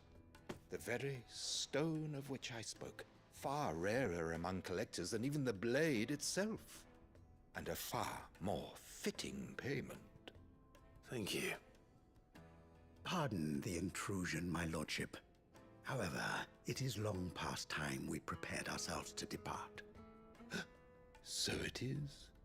I am locked in bitter competition with a rival collector of curiosities. I am one step ahead of the unscrupulous scoundrel, but he is hard at my heels. Are there many other collectors out there? Too many to count, but only one do I consider my nemesis. Lord Byron Rosfield. And is a perennial thorn in my side. I can imagine. Farewell, Wyvern. May our paths cross again. Radim, we mustn't dawdle.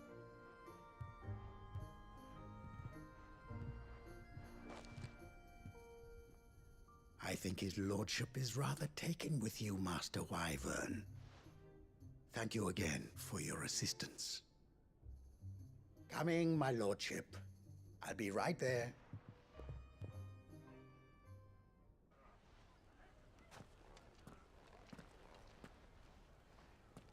Trust Uncle Byron to find such an interesting rival. Now, let's see what Blackthorn makes of this whetstone, shall we?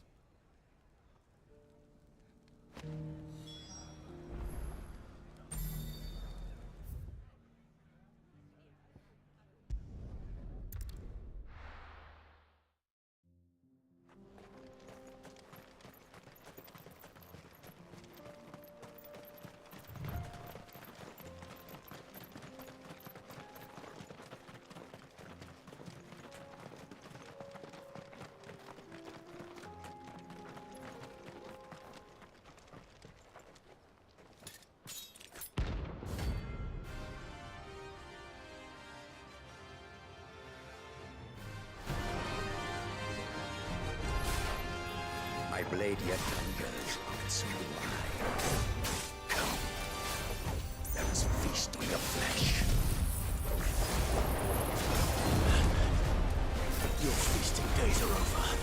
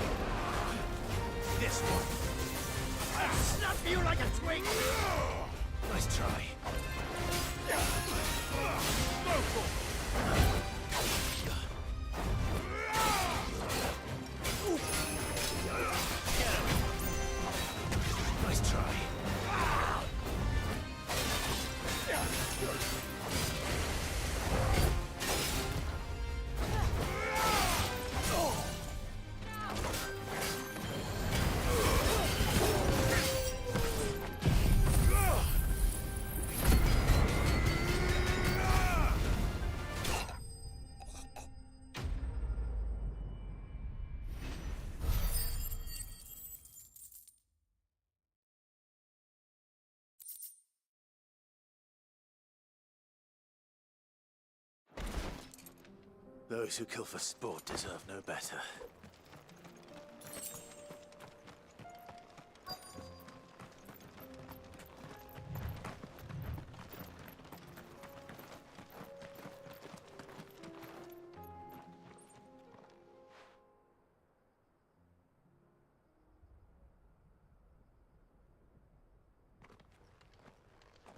Excuse me. What do you want? The baker sent me to find you.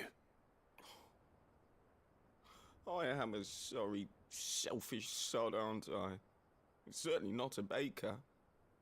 Master must have ruled the day he took me in. Time was the sight of the Fang used to calm my nerves. But now look at her. I take it you missed the Mother Crystal. I hated her, but she was all I knew. Worked her mines for years.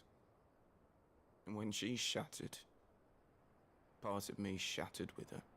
I had to trade my pickaxe for a rolling pin. But I'm no good at baking. Every loaf I touch collapses. My bread's as hollow as I am. She was the only thing that could fill the hole inside me.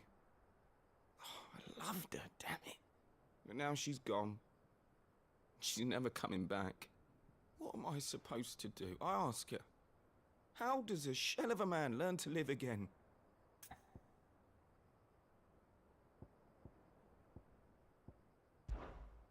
perhaps you could express yourself in your work. If you miss the Fang, maybe you could recapture it somehow. Recapture it? I'm a baker, not a... You know, you might just be right. What a fool I've been! I have to get back to the bakery right away. Thank you. Thank you, my friend. You've opened my eyes. Wait.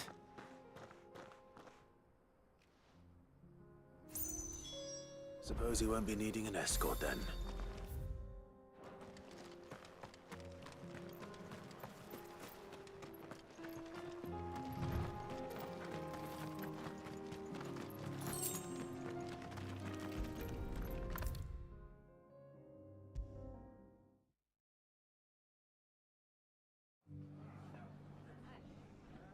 Ah, there you are. The man who lit a fire under my wayward apprentice. Though I worry you might... Master? I dare say it is. Just look at it. A perfect likeness of the Fang herself. Her steepled peaks, her fulsome spurs, her inviting hollow. True, my loaves collapse more often than not, but what's the Fang without her crater? Why, no Fang at all. And look, inside. She's filled to bursting with a bounty of beautiful crystals. Salt crystals!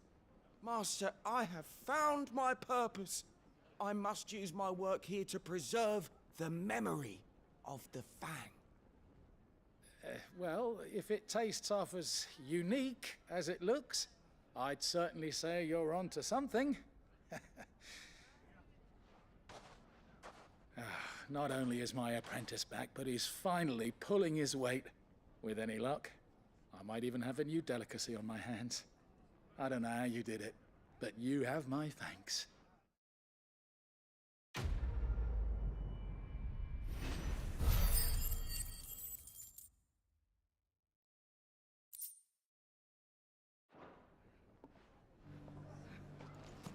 Now, Dusan, I know you're keen, but do...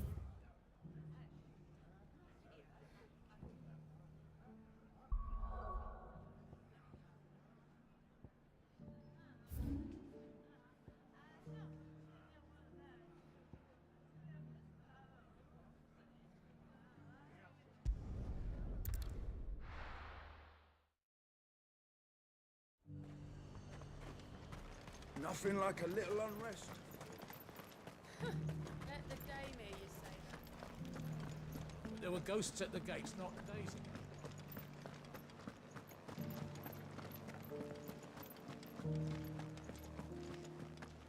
Those things I said before about not being able to fight.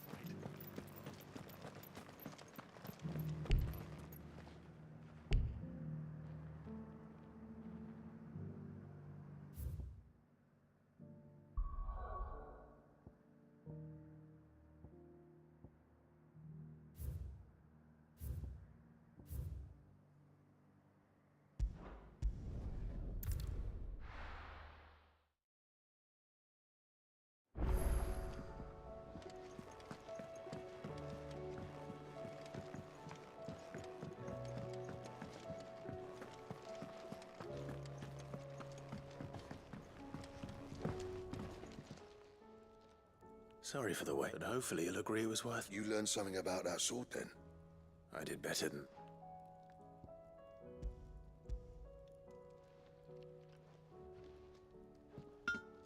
A whetstone? Yes. But not one you'll find anywhere in Valisthea.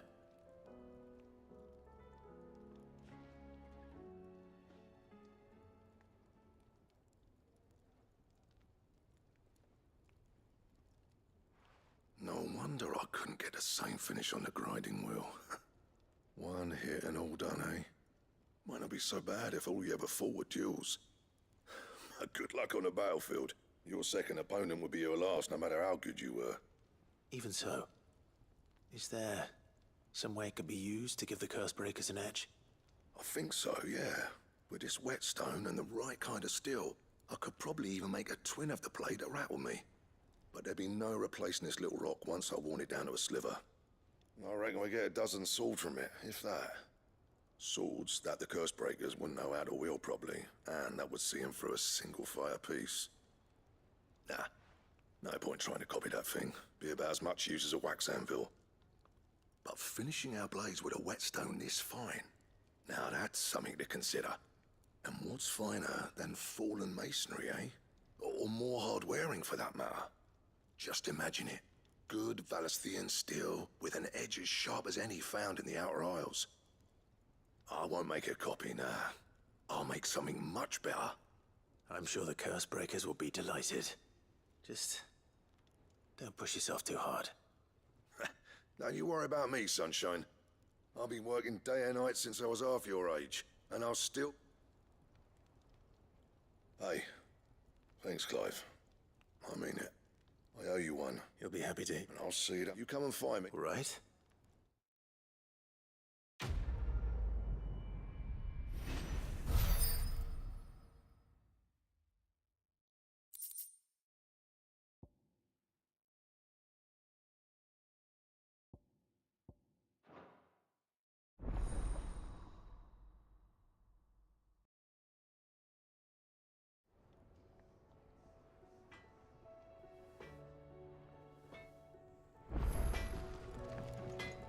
Trouble with your gear, or something for you, dear?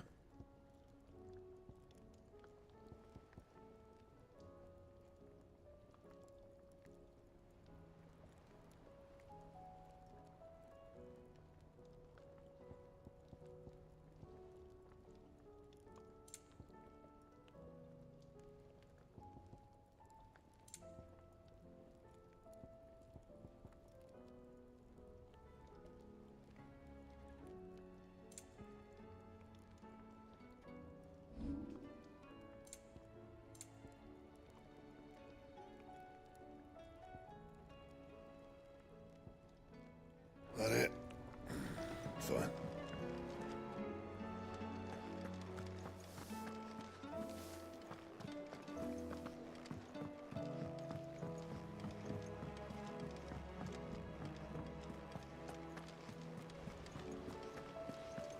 Did you see that? Tell me you saw that.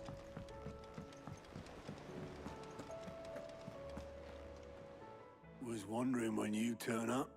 Had owls from all our friends thanking you for your time. How is it you always manage to arrive at just the right moment? Luck, I suppose. Any word on the rest of the realm? Let's see. Storm's still... The nations are still in chaos. And the skies are still the colour of a kick in the kidneys 2 days on. So... Right. Clive, we knew this was going to happen. Well, not the bleeding skies part. But you take my point. Now's not the time to... Now's the time to visit the infirmary. Talia says your brother's awake. Thank you, Otto.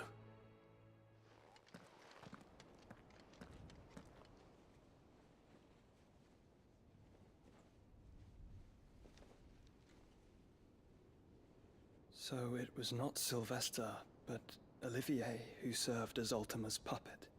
And when Dion learned of this, he sought to slay the fiend.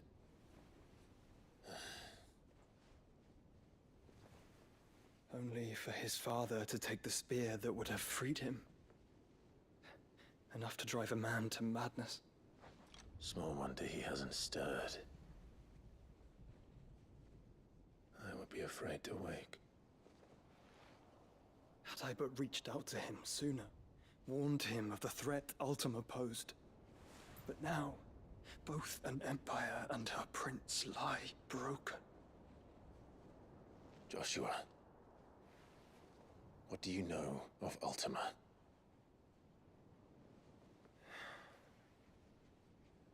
Very little, I'm afraid. Despite my best efforts.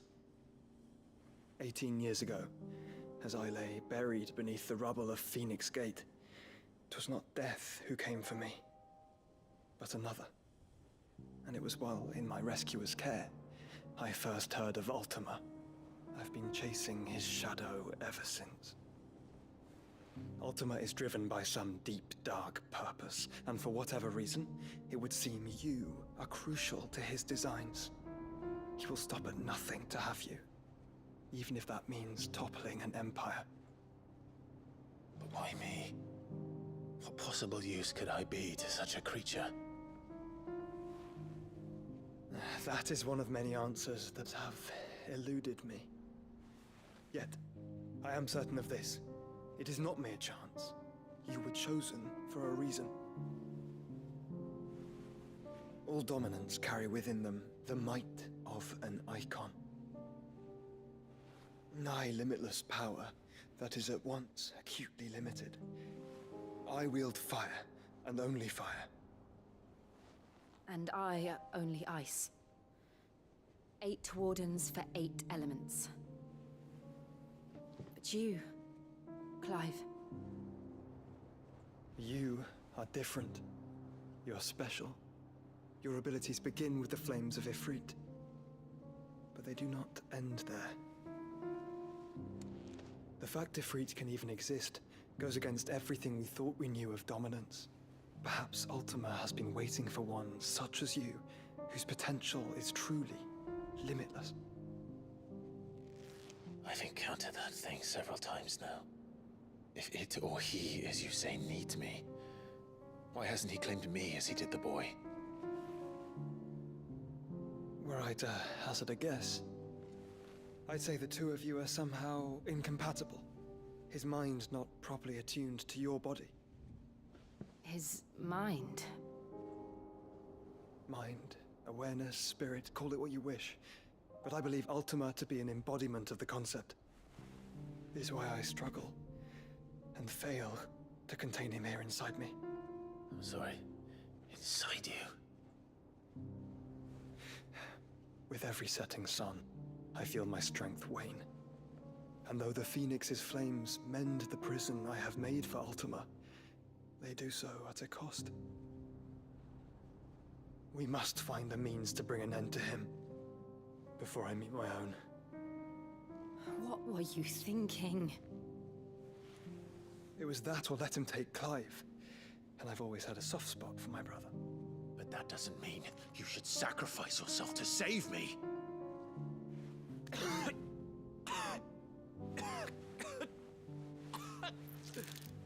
Joshua! Clive! It's Gav! There's an army of Akashic at the gates of Canver.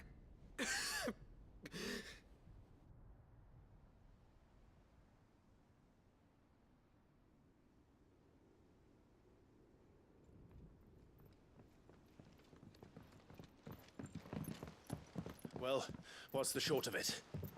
It's all Tyre told you. The capital of the Free Cities is under siege by an army of monstrosities. The City Guard are doing their best to stem the tide, but numbers ain't on their side. What of Lord Byron and Mid? Were they able to escape? No, but they're all right for now. They're hiding with Gav at midship. We have to get them out of there. And we shall. Otto, prepare a Stolas.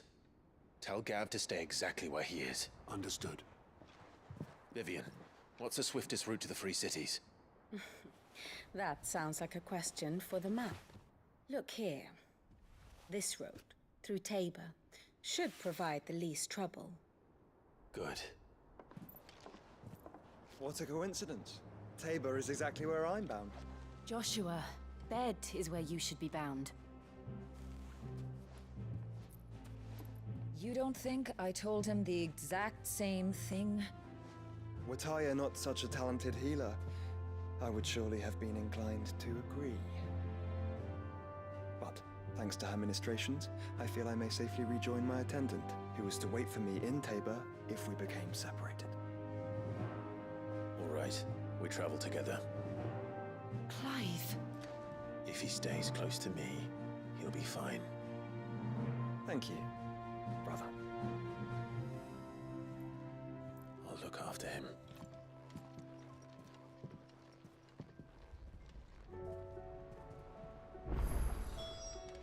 My attendant was with me in the Dominion before I primed. She would have watched the battle unfold and witnessed its outcome. I trust you'll be waiting for me in Tabor, where I can finally introduce you.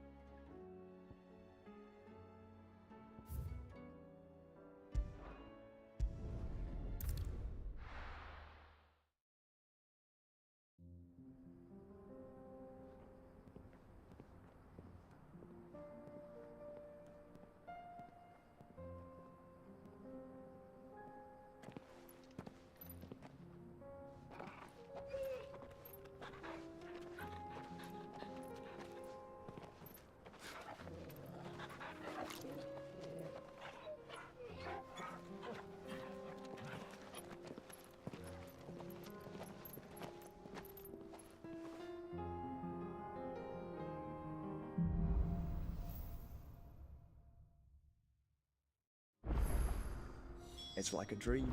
The four of us out walking like we used to. Enjoying this, are you? Gav and the others could be in danger as we speak. You're right. I'm sorry. Yote is a fine scout. If Kandor was attacked, she will already have begun gathering information. Tabor isn't far. We should pick up the pace. Get him! Over here!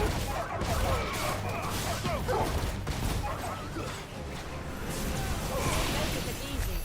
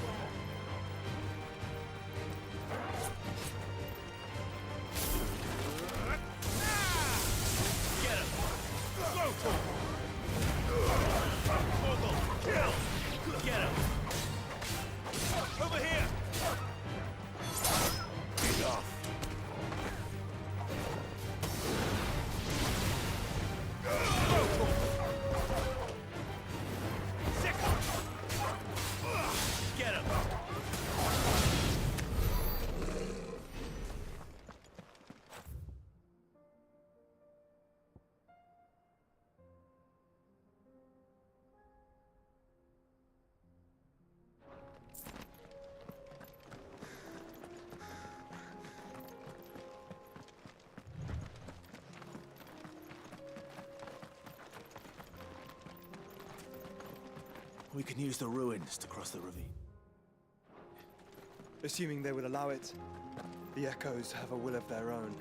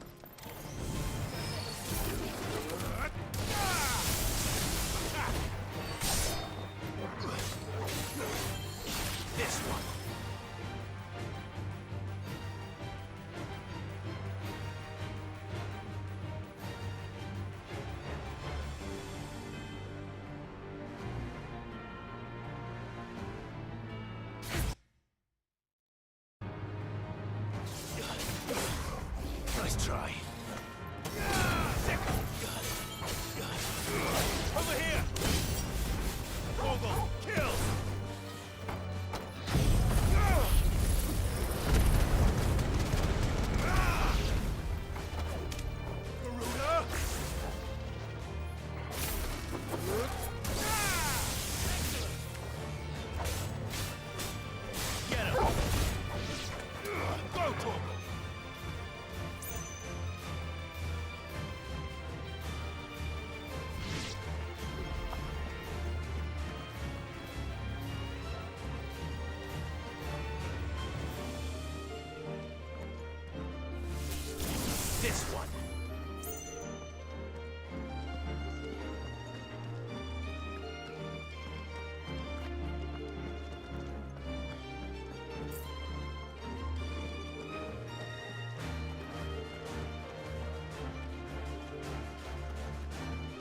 us about Yote, Joshua. She's strong-willed, loyal, and deadly with a blade. Much like Clive, but with better manners.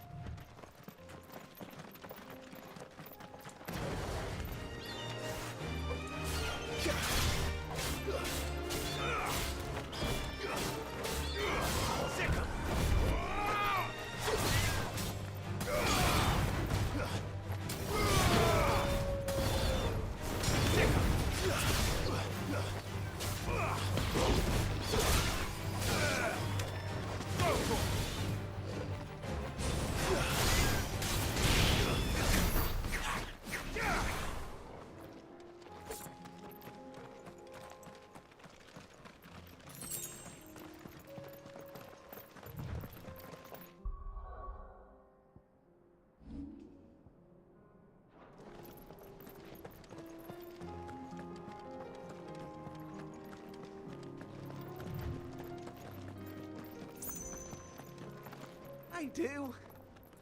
Where are you off to now, then? Bound for the Free Cities, perhaps? Oh, no need to say if you'd rather not.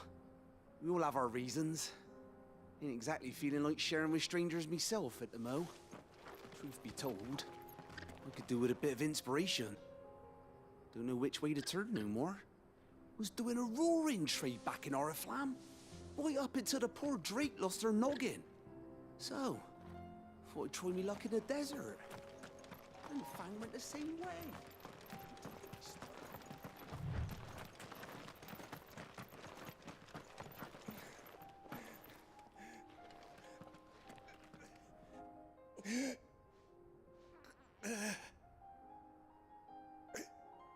You're injured. What happened here? Where are your comrades? Ether flood. Up ahead. It swallowed our camp while we slept. My own men did this. Turned. Every last one of them. There's a village not far from here. Tabor. It's only a matter. We can't let. I'll go.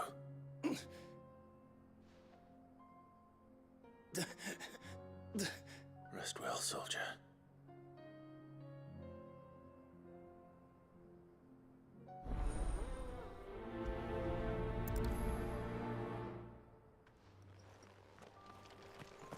You said the encampment was close.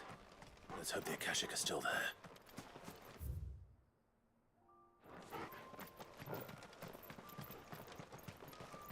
Another ether flood. They're everywhere now. We can't go around it. Then we'll just have to be careful. Good. I got here in time.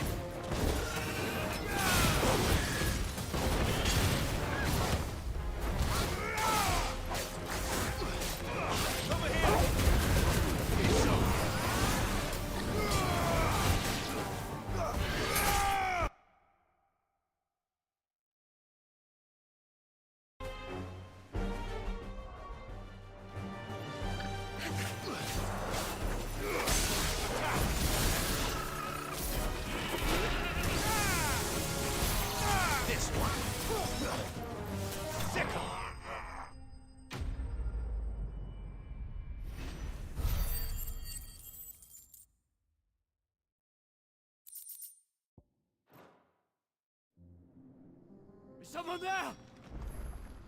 Please, I can't move my leg. That doesn't sound like an Akashic.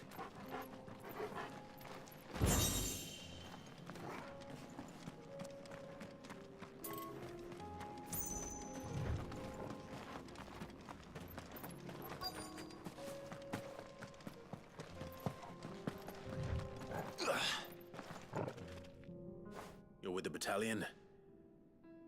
I am. I heard the fighting. Are the others? Taken care of. One of your brothers-in-arms told me what happened and asked for help. Another survivor? Where is he? Tell me. His wounds were too deep.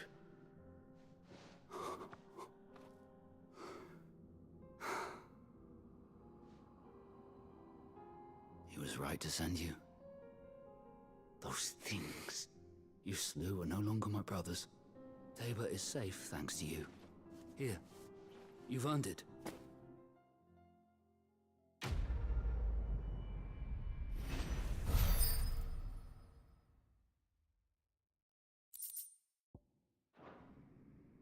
You seem familiar. Have we met? You must have me confused with someone else. Wait. That scar. Son of a whore. You're Sid. I was there, in Cosnis, when you killed my brothers. I was there in Rosalith, when you killed my commander! My war with Hugo Kupka is over. I bear no ill will toward those who followed him. And what of my ill will? Coward! Draw your steel. Lord Kupka shall be avenged!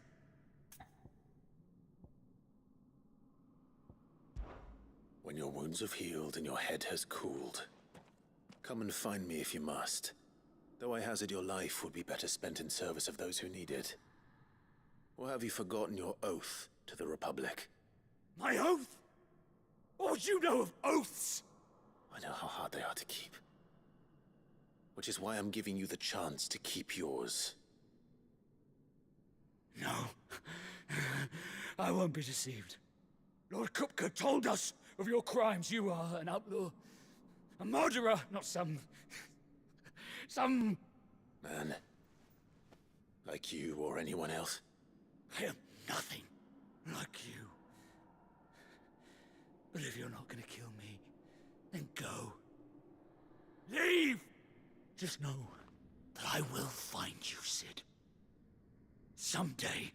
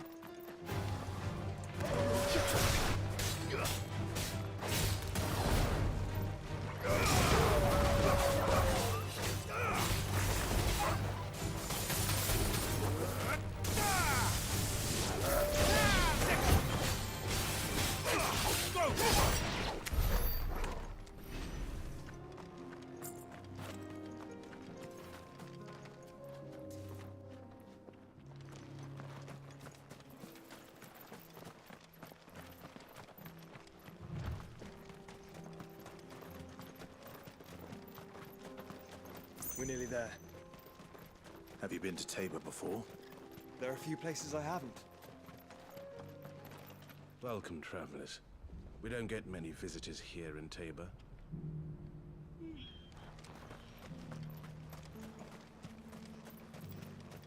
Where now, Joshua? There is a residence just inside the city gates. She awaits us within.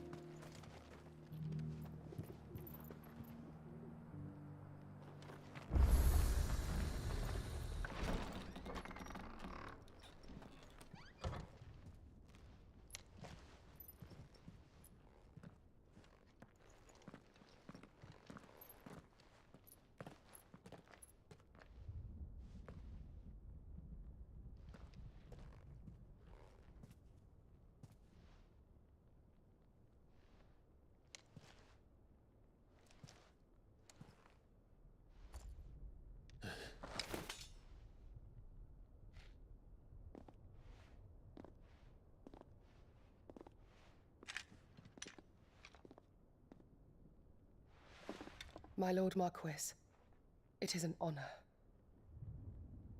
I am Yotei, Knight of the Undying, charged with the protection of His Grace Joshua Rosfield, Keeper of the Flame of the Phoenix.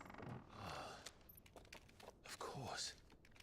It all makes sense now. Would you care to elaborate? The Undying are loyal servants to the ducal throne. Or more specifically, to its heir. They have served our family for generations, albeit from the shadows. Since their inception, they have been tasked with the preservation and enactment of the rites of ancestral communion. After the events at Phoenix Gate, it was the Undying who delivered me to safety. And since the day I left Rosaria, Yotei has been my constant companion and protector. Without her sword, I would not have survived my journey across the realm. Rise, Lady Yotei.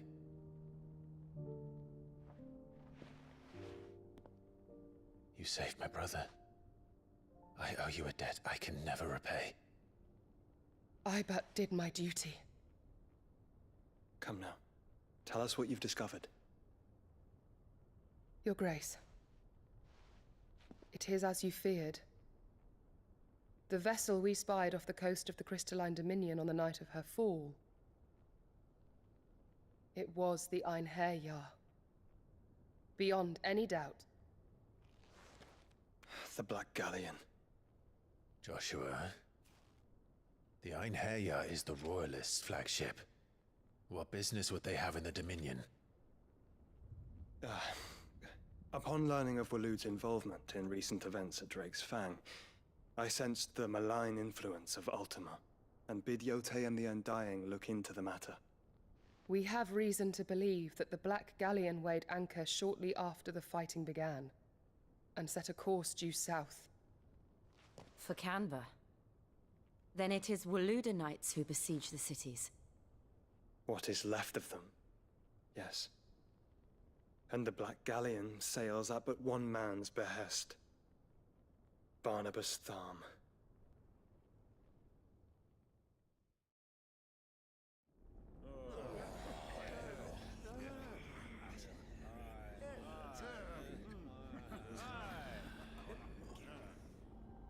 But are we truly safe here in the Agora? The city guard have been paid, if that's what you're implying. All the more reason for them to run. Well, you are free to leave, Lord Minister. Markets abandoned, warehouses aflame, blackened hulls choking every port in the capital. Canva is ruined. The realm teeters on the brink of chaos, and all you can think about is commerce! Forgive us. We were not aware Dhalmekia now subsisted on charity. How dare you?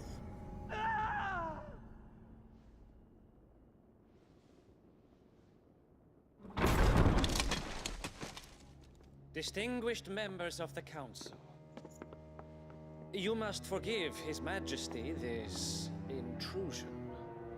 What is the meaning of this? A trifle crowded, but I fear it will have to serve, my liege. Very well. My colleagues, do you not see? The king! He has come to save us from the Akashic!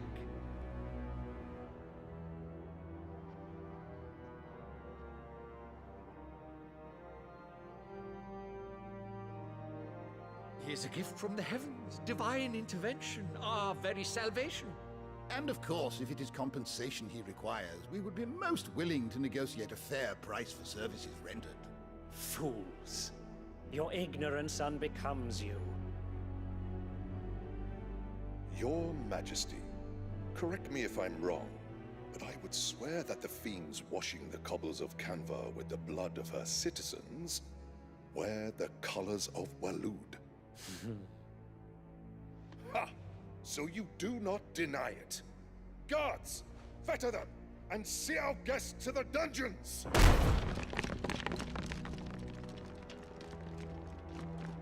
Enough.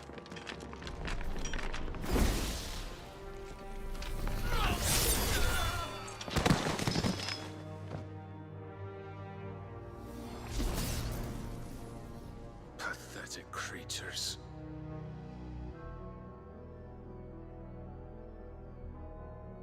That you should imagine yourselves worthy of salvation. The girl is still here, somewhere in the city, her consciousness fair dripping with her late father's hubris. A consciousness to which Mythos is inextricably bound and inexorably drawn. See that he is made welcome. Yes, Your Majesty. Come, Mythos. Surely the prince's light cannot have sated you.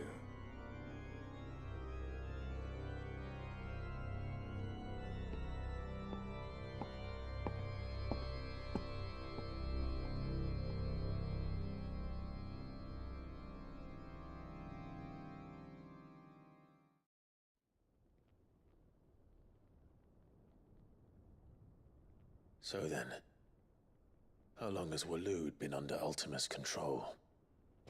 How long indeed?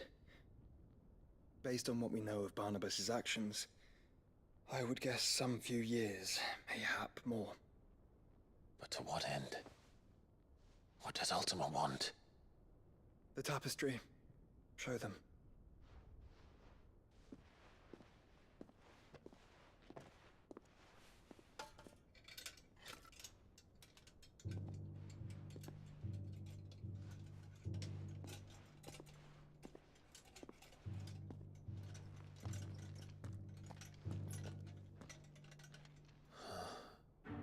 By the flames. Phoenix Gate, Drake's Breath, and now here. But what is it? It is old, ancient, even. Naught remains of the faith it represents, save what can be gleaned from the image itself. None could tell me what the one in the apothecary meant, even the Undying. But I believe it may be the key to discerning Ultima's purpose. That figure in the center, the one beneath whom the icons congregate, that I believe to be Ultima. He is a god, or at least godlike. His very existence beyond our ken.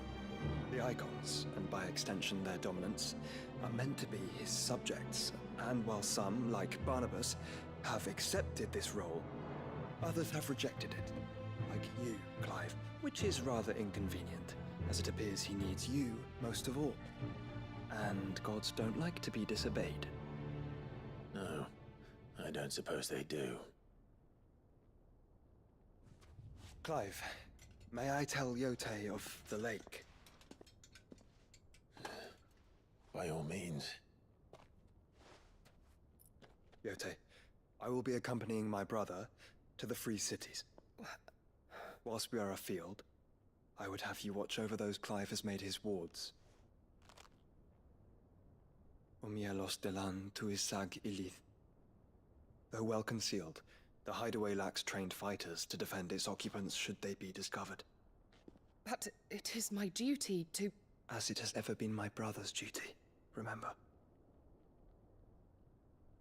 If that is your wish, Your Grace. But please be safe. If aught were to befall you, You have my word.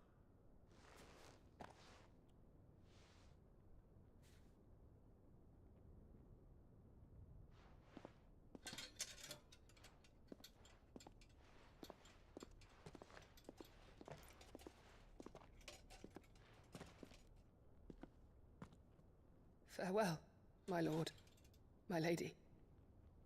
We are in your debt, Yote.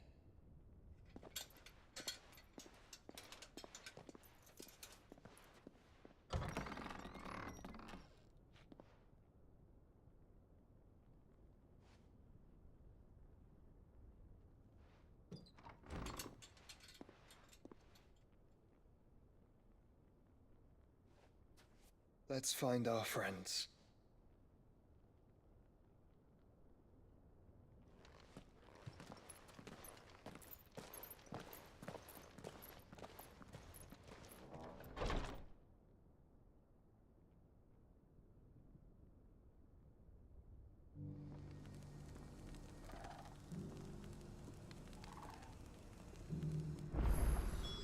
It's plain she cares for you very deeply.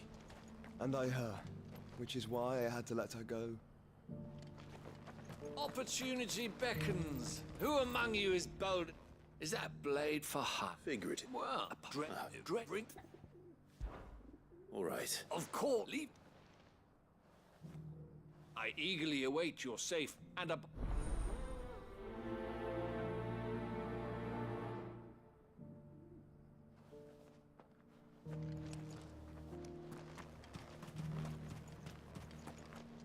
Are you buying or selling?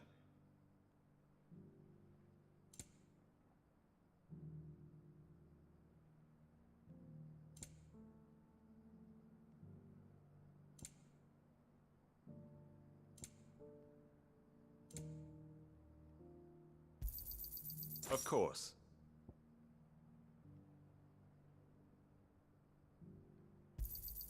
A fine choice.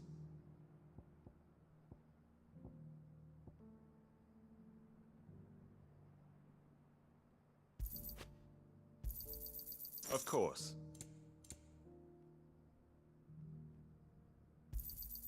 A fine choice. Come again.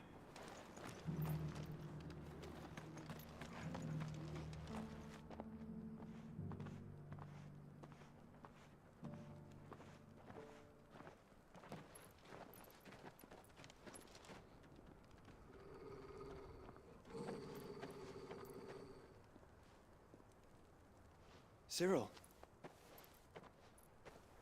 How fares the search? Well, Your Grace, my report shall be with you ere long. Ah, yes. Yotei is otherwise engaged, at my behest. And the duty of wardenship? Fulfilled. For as you see, I've been reunited with my first shield. I am Cyril, Knight of the Undying and bearer of the Burning Quill, charged with chronicling the mortal deeds of His Grace, Joshua Rosfield, Keeper of the Flame of the Phoenix, and rightful Archduke of Rosaria. I entrusted Cyril here with overseeing the investigation into Ultima's origins. Findings from his brothers and sisters afield are delivered here to be collated and catalogued. Just how many Undying are there? Not nearly enough, milady. Yet we are glad to give our all in service to the Phoenix. Such is, and has ever been, our creed. I see. You have your associates, I have mine. But you may now think of them as ours. That won't be a problem, will it? The Phoenix is our sun, and we but the shadows that quicken in his radiance. It is from the darkness that we serve, both him and now you.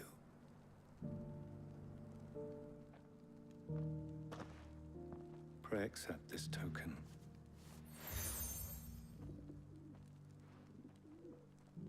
For as long as you bear it, members of our order will reveal themselves unto you. If there is nothing further.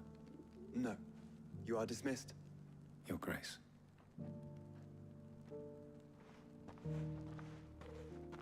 To Canva, then. We'll talk about this later. Cyril seemed very...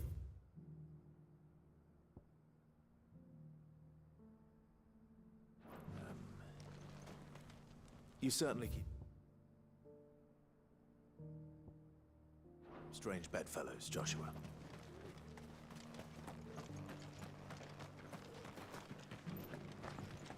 I feel like I've fleshed 100 skins today. Stay focused, William. One slip of that scrape and the hunter's hard work will be for nothing. Stand back, friend.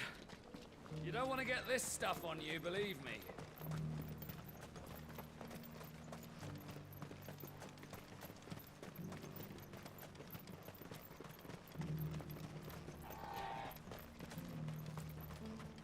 free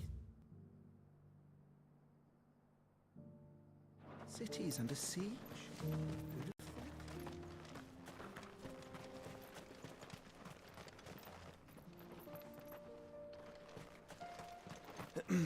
Are you sure this is the right way, brother?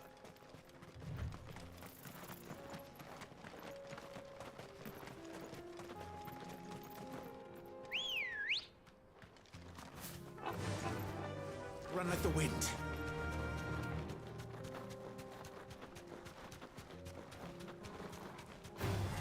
All right.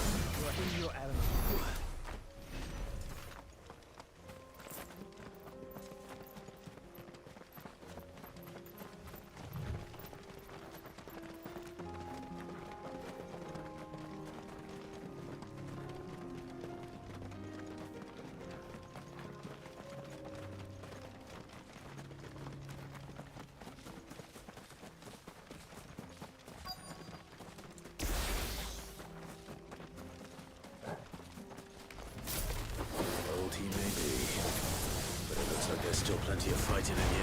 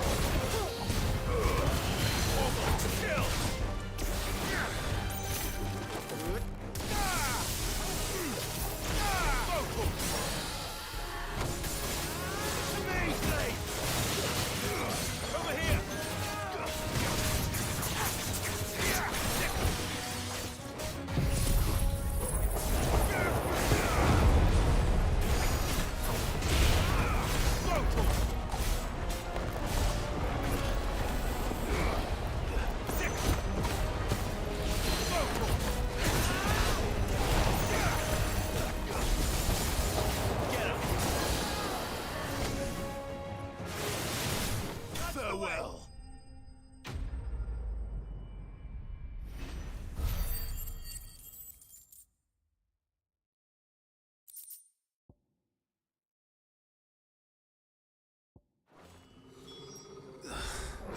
This thing reeks. Listen.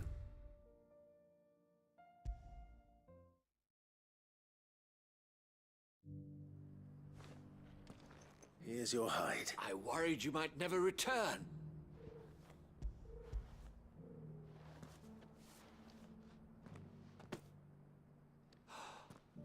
Oh, a supple as a maiden's cheek, yet as adamant as her virtue. Clearly, my trust in you was not misplaced. You must be a hunter of considerable talent to have bested the beast with nary a scratch. Join me. I don't plan on. Very well. Do not allow me to...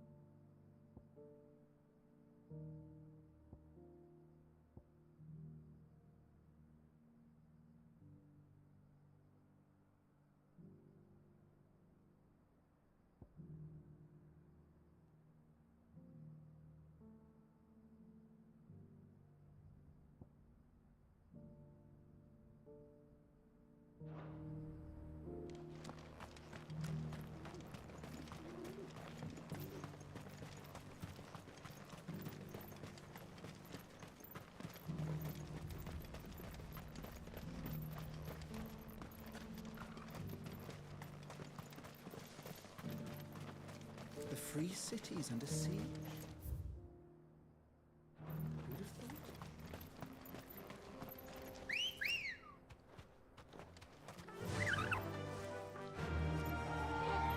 Fly, Ambrosia.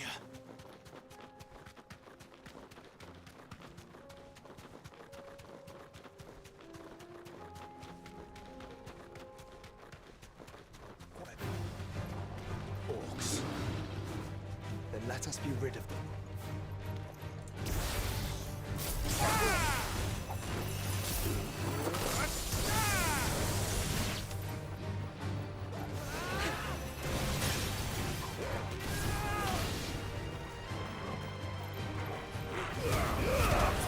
All yours, Torgal.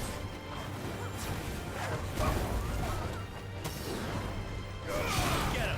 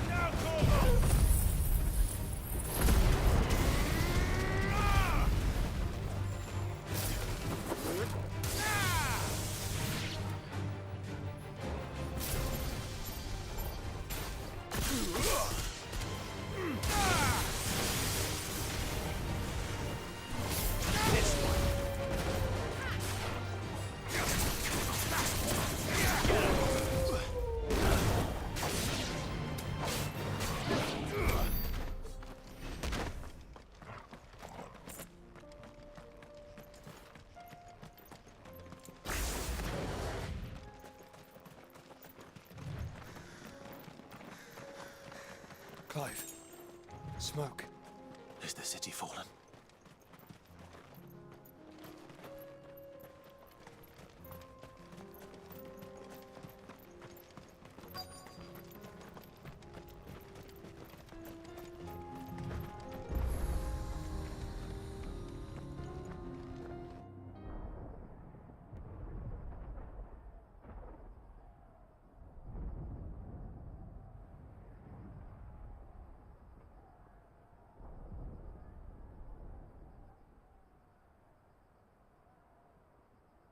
The free men are still holding their own, then.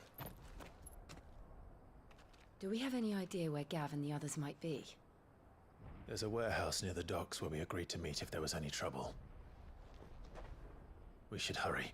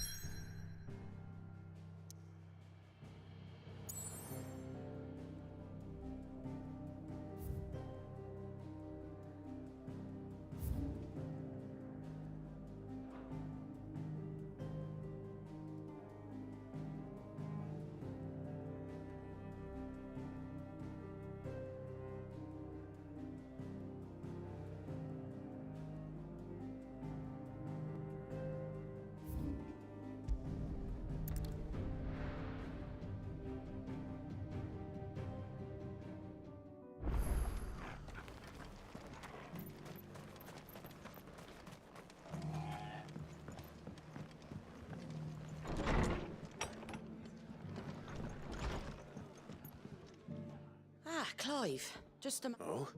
You remember how some of Sir Wade's guardians took up residence here after the Akashic attacked? Well, now the rest have come to join him. Seems their barracks in the Lazarus have been lost to an ether flood. Now, I don't mind having a few more brave boys around to keep them animals at bay. I ain't daft after all, but we ain't got nowhere for 'em to bed down. Poor buggers are having to make do with haylofts and chocobo pens. I'd build 'em a new barracks here if I could. But where would I put 'em?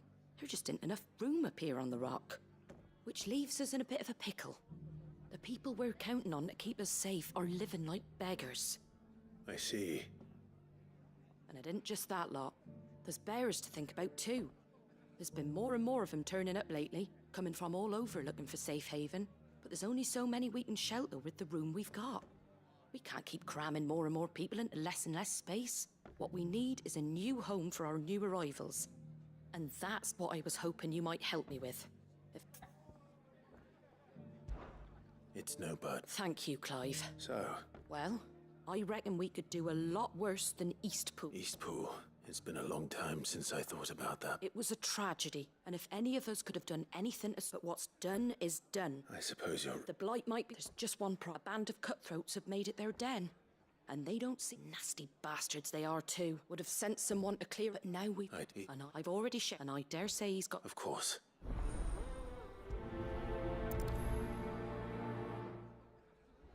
Reckon Eastpool would make a nice little home for a few bearers and guardians with a mind to make a go of it. Once those blasted bandits have been sent packing, that is. Back to Eastpool, then. Not just yet. Let's hear Wade's plan first.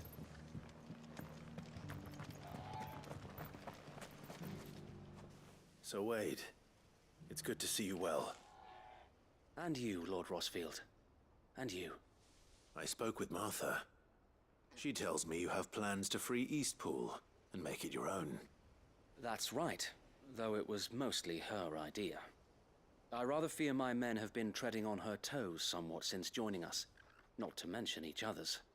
And then there are the bearers, men and women who found the courage to flee their masters and sought refuge. We need somewhere to settle them, and I can think of worse places than East. As can I, which is why I agreed to help you win it back. That's very kind. With you, and rather less, thankfully. The road that leads there will more than likely still be crawling with Akash. A small force would suffice to clear the... You and the Guardians can stay outside. Make sure I'm not taken up. I can't... The Akashic are the bigger risk. I can handle a few bandits. Well, I shall summon my men at once. Shall I wait for you here? No need, my lord. You go on ahead. We'll be with... All right. We shall see you...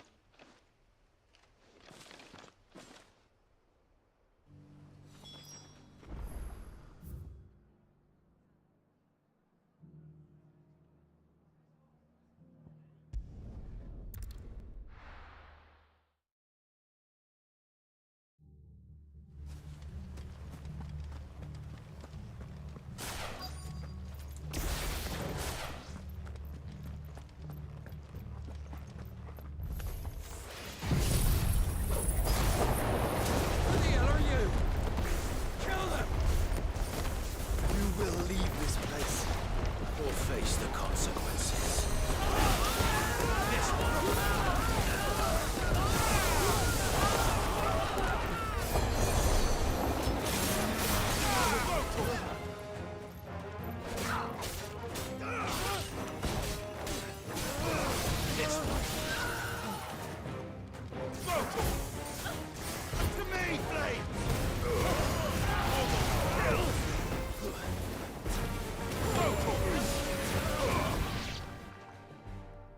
That's the end of that, then.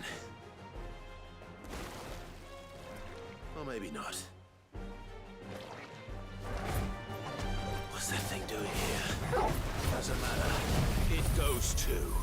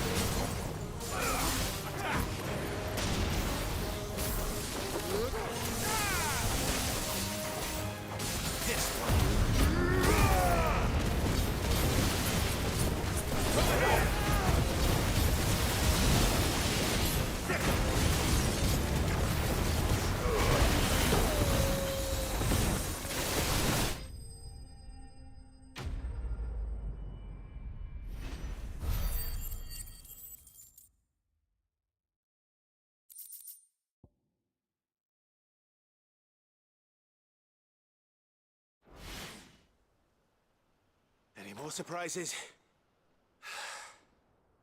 I'll take that as a no. Bravo. A magnificent display, my lord. You were watching? I thought you were keeping an eye out for a Kashik. We were. Put down more than a few on the road, then arrived just in time to see you slay that... whatever it was. Let's hope it was the last of its kind. Though I expect you and the Guardians will be up to the challenge should another appear. I would hope so, my lord. Your men will be bringing the bearers who'll be living here, I assume. It might be best to send word for them to come right away, before any other unsavory characters move in. Of course. I'll send orders for them to depart immediately. Leave it with me, my lord.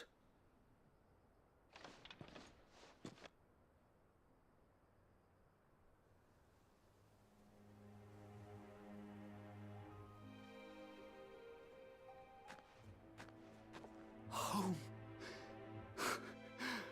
Without masters. No. We're the masters now. Our lives are our own at last. That's all of them. And not a single Akashek in sight. Now to begin the important work of rebuilding the place. It won't be easy. Especially not after 5 years of beasts and blackguards having their wicked way with the place. The masonry might still be sturdy enough, but half the beams are rotted. Those that weren't lost in the fire or burned by the bandits, that is. It'll take a bit of elbow grease, but we'll see Eastpool rise again. Just you wait. So wait. Lady Hannah is buried here. If you don't mind, I'd like Oscar to join the rebuilding efforts. He should be a part of this. Of course. I couldn't agree more. I'll let Martha know that everyone arrived safely. If you need anything more, you have only to send a Stolas. And we will, my lord. Eastpool lives again. Let's go.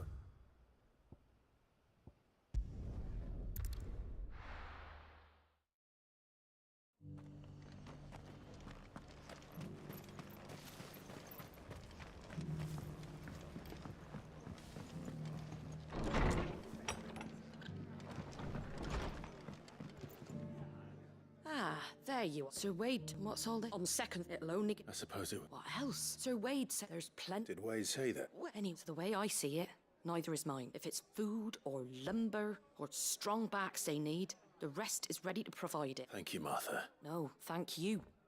I wanted to.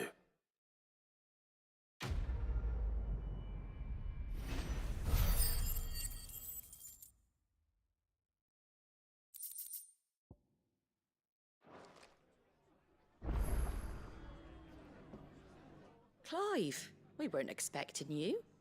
I wasn't expecting to be here, but it seems we still owe you a considerable amount of coin for your help with our rebuilding efforts. And though I doubt it's what you were expecting, we were hoping you'd take this as payment.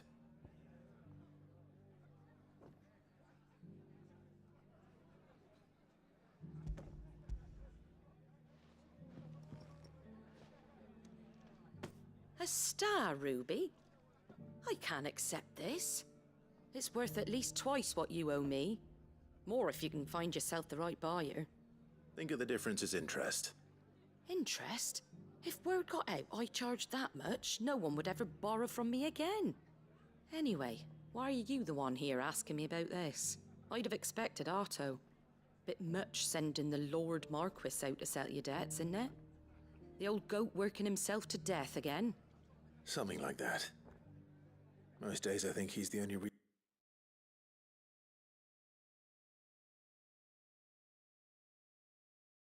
I have a recently retired Lord Commander. Word is he was the first one Sid reached out to.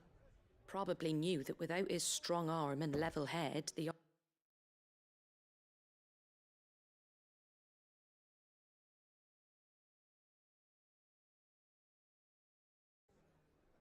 And when Sid passed away, we were all worried that would be the end of it. That Otto would just give up. His death was hard on everyone. But it must have hit Otto hardest of all. But he didn't give up, did he? Quite the opposite, in fact. If I recall, he was the one who nominated you as Sid's replacement, and rallied the rest around you. I reckon what he saw in Sid, he saw in you too. And don't we all? Doesn't hurt that you're half as stubborn and twice as handsome, neither. That and...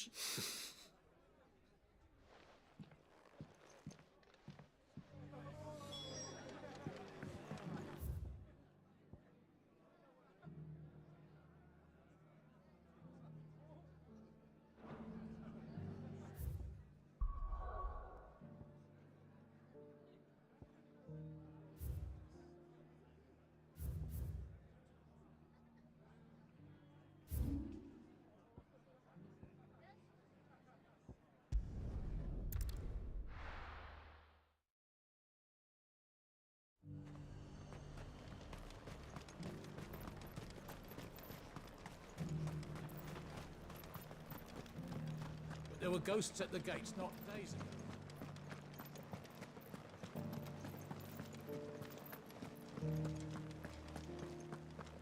Those things I said before about not being able to fight.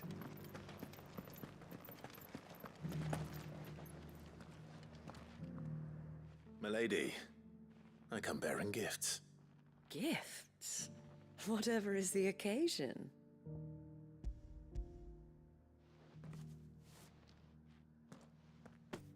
Oh my. Clive, you really have outdone yourself. Otto asked me to give it to you. To settle the Hideaway's debt with the Veil. And to compensate you for the time it took us to do so. You disappoint me, Clive. I thought you might finally be warming to me. Tell Otto he can keep his baubles. I tried to tell him as much the first time around. The man owes me nothing, nor does the Hideaway. My contribution to the restoration effort was made freely and willingly. It was the least I could do. You once told me Sid did you a kindness. I'd like to do the same. Please, accept it. For my sake. And for Otto's. For all of us. For all you've done. It is rather fetching, isn't it? Very well. Otto is lucky to have you, Clive. I doubt anything could ever replace his son. But you and the others at the Hyde... Otto had a son. Long ago. Yes. Sid told me Otto lost him when he was just a boy, and blamed himself for not being able to stop it. I don't know how it happened, whether there was anything he could have done, but it was clear that it weighed heavily on him. I didn't know. How could you have? I doubt anyone did.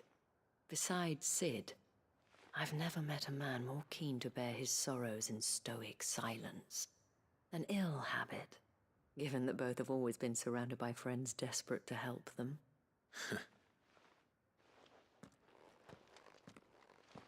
Greg will want to know the stones were delivered, if he's still with us.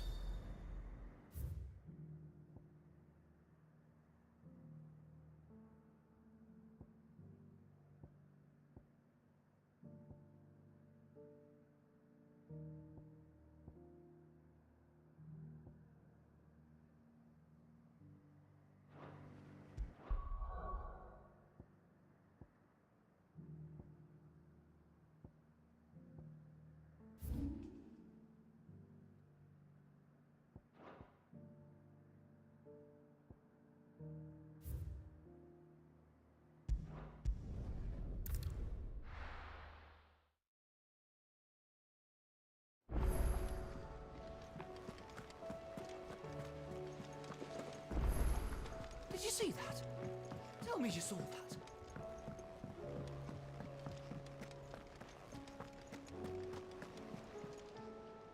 Good.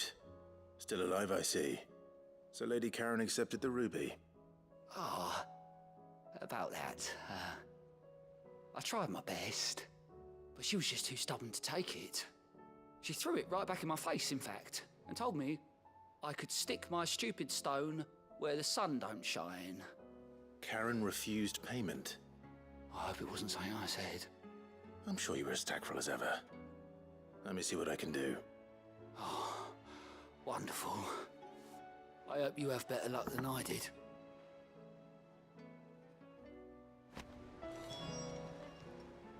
Welcome to the Patron's Whisper. Come to claim your just desserts? You earned this. All done?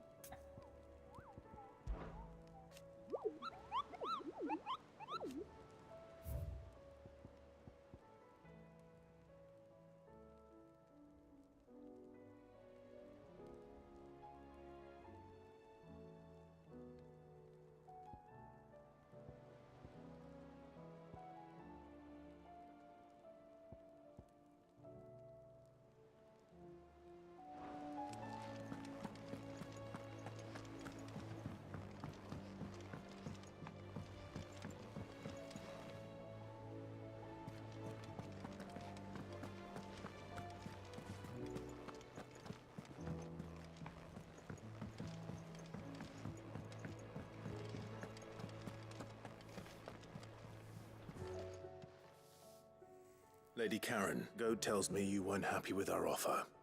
Would you prefer the debt was repaid in coin? What debt?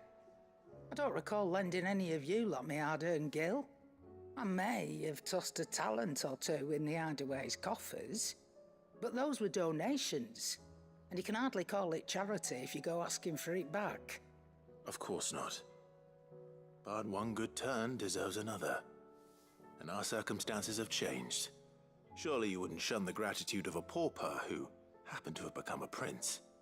Oh, so you're a prince now, are you? Fine. But I'm selling it and taking what I'm owed, then you're getting the rest whether you like it or not.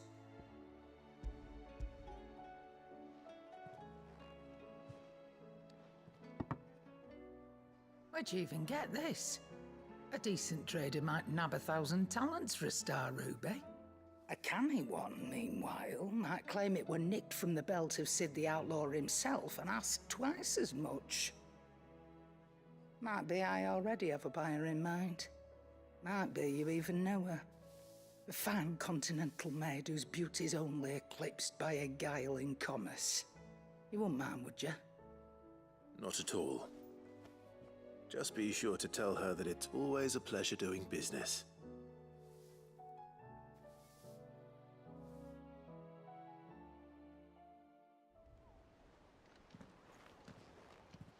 I hear you ended up delivering all 3 stones.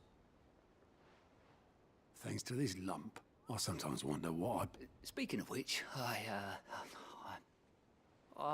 still haven't been paid last month's wages. Oh! So you remember what's owed to you, then? Get your ass behind that disc of yours and don't get up before those ledgers are square. Right away.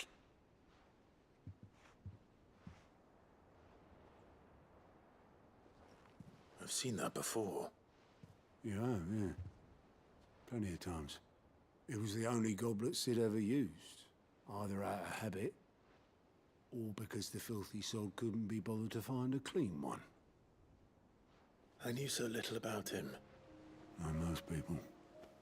Martha and the Dame both seem to have fond memories of him. I bet they do. How long did you know Sid before he... Before he died. Back in the day, I was a purser on a trade ship. Which is where I met him. He bought passage to... I forget where. And having nothing better to do on the long nights, we set up drinking island rum, quit my part to meet. That was... before fate stepped the magic, and there was no... Couldn't you and your... And luckily, Sid, it was him who stood beside me.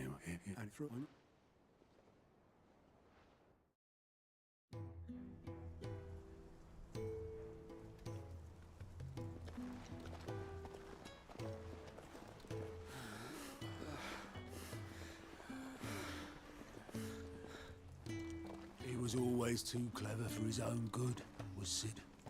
Saw the world for what it really was, while the rest of us were content to go along with the lie we were shown. And it can't have been easy, bearing that burden alone.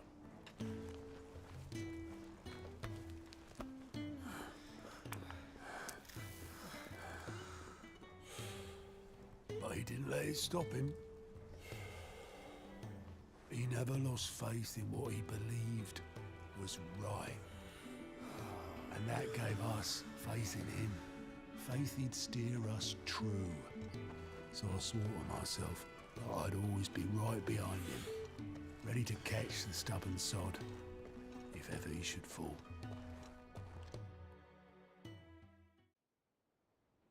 But I couldn't even do that.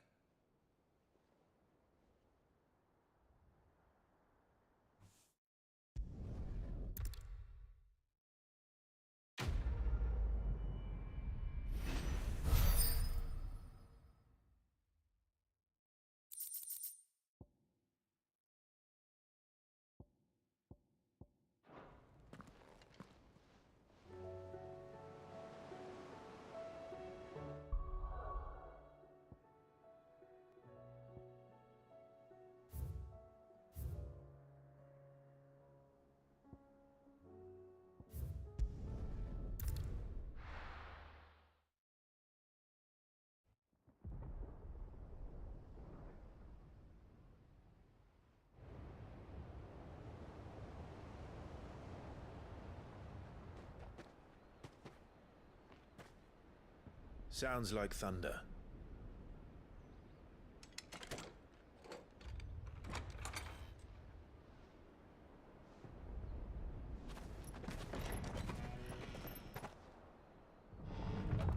You're late.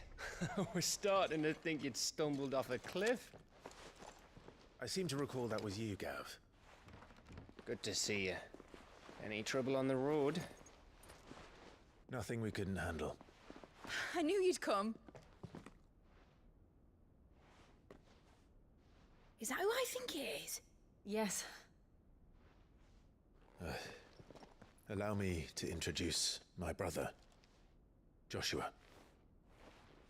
Clive's told me all about you. Or even listening most of the time. Name's Midadol, but everyone calls me Mid.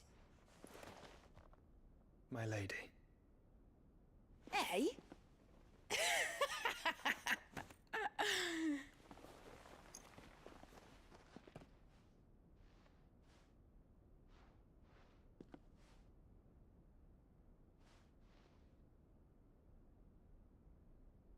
My boy.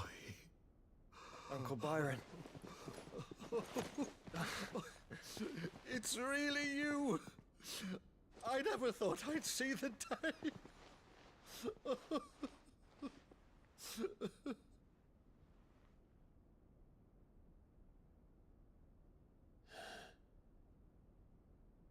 So these Akashic are being controlled?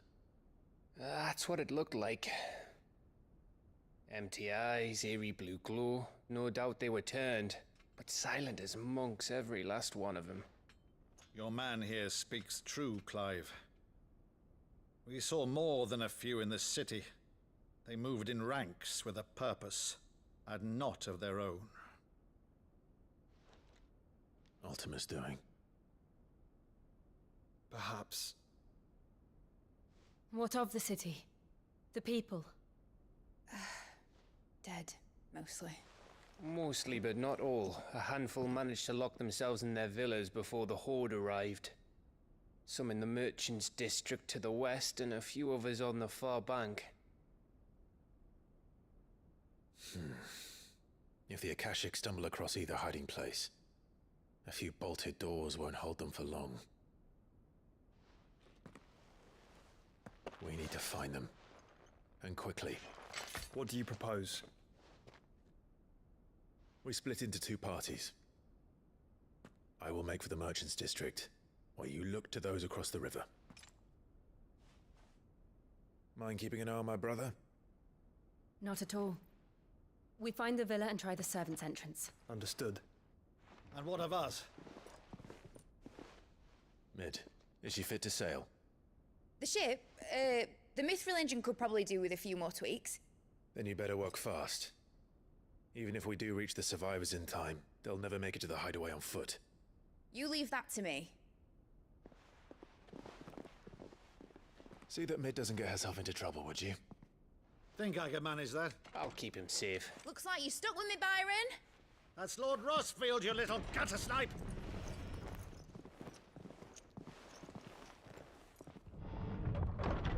Shall we then? And you keep Clive safe. Be careful. Both of you. You too.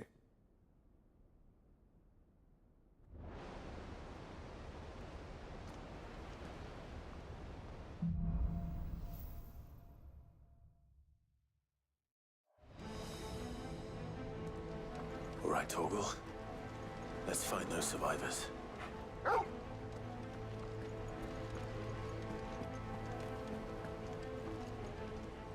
They don't stand a chance against those things. Fuck.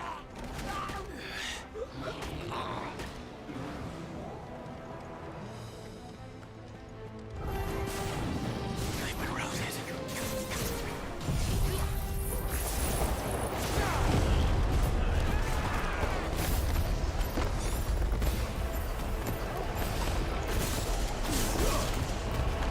They're wearing Maluda armor.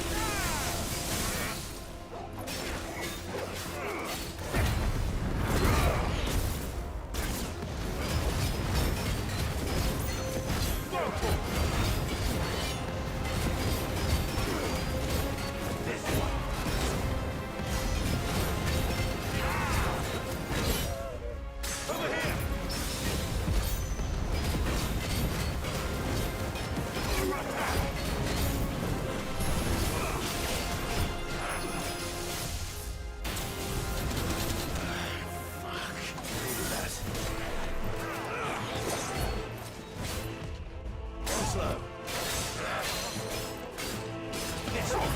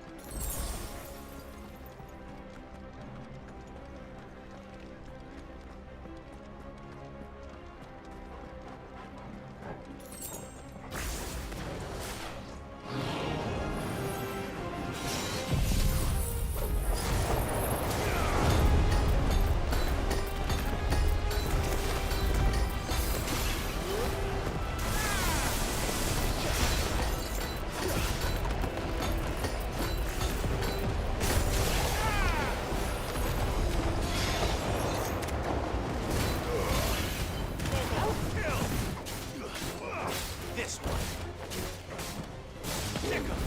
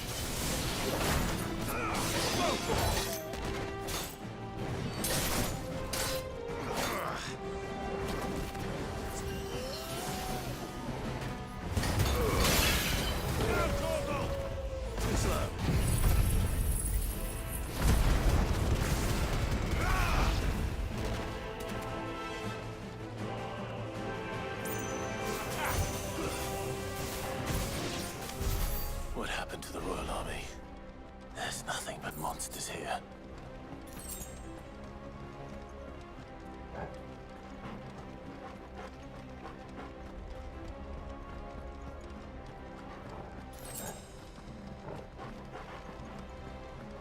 That's better.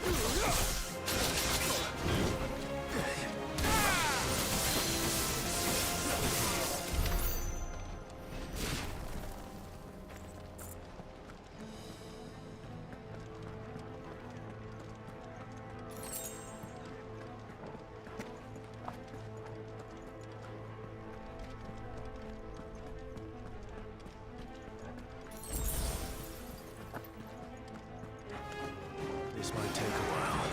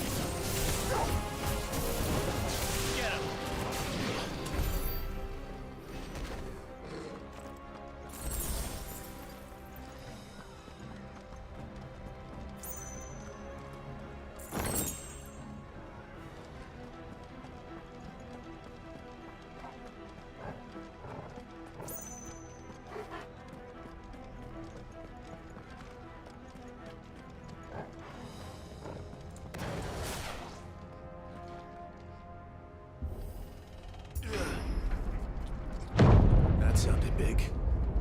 Joshua and Jill must be busy. Time to fight.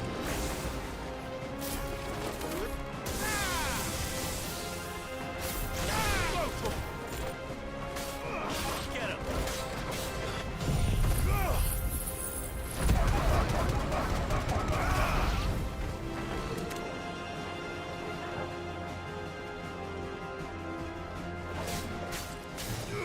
This one.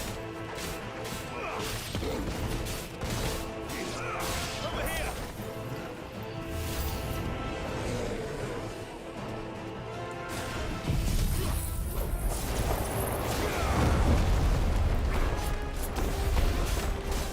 Let's try.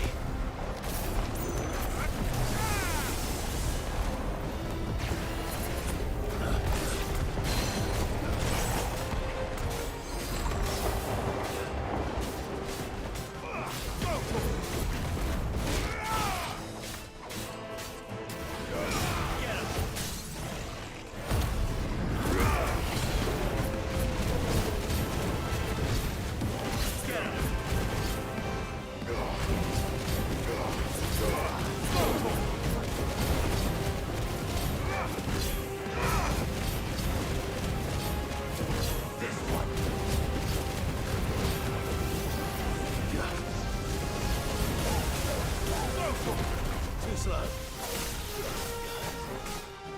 This one.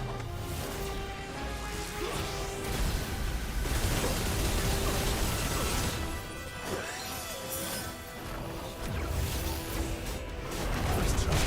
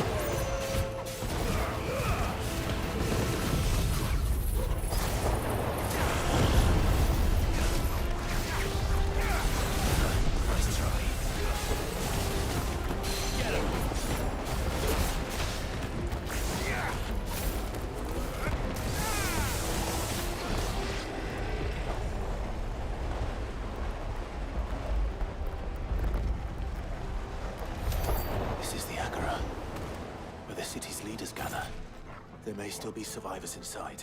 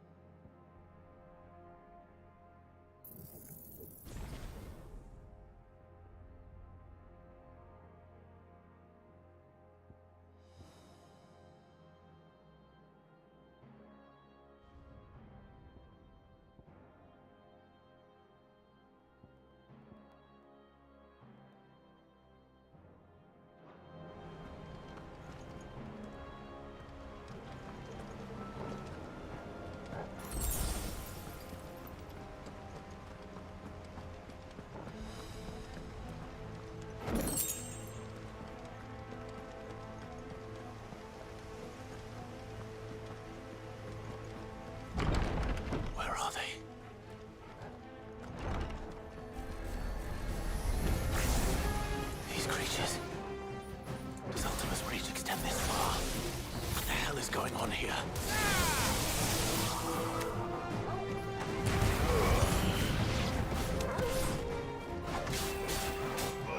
This one. Over here! Go for it! Get him! Go for it! Sick him! Fire and flame!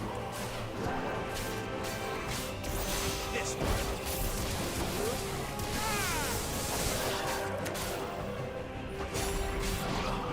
Get him!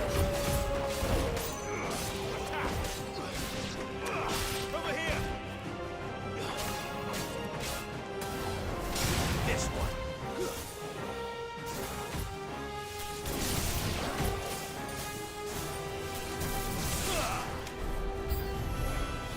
Where is your master? What does he want?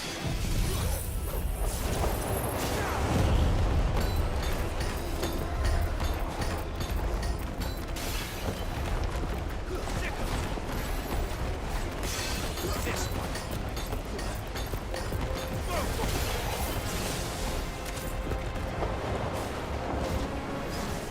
This one.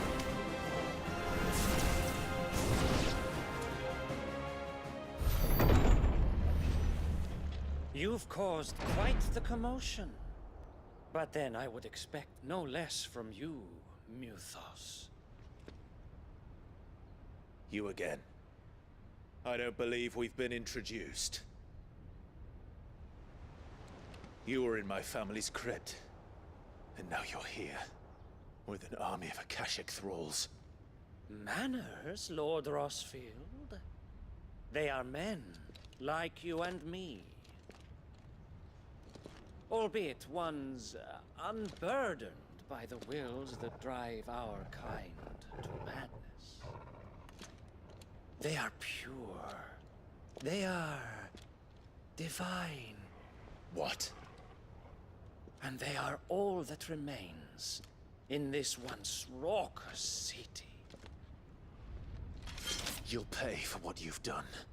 As you wish. I confess I have been very much looking forward to this. Pardon me this indulgence, Your Majesty. The vessel shall not be spoiled.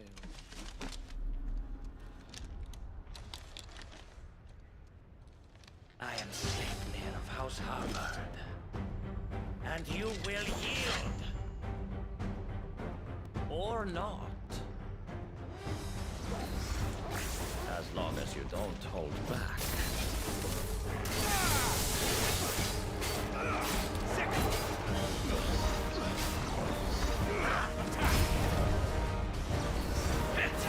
This one. Too slow.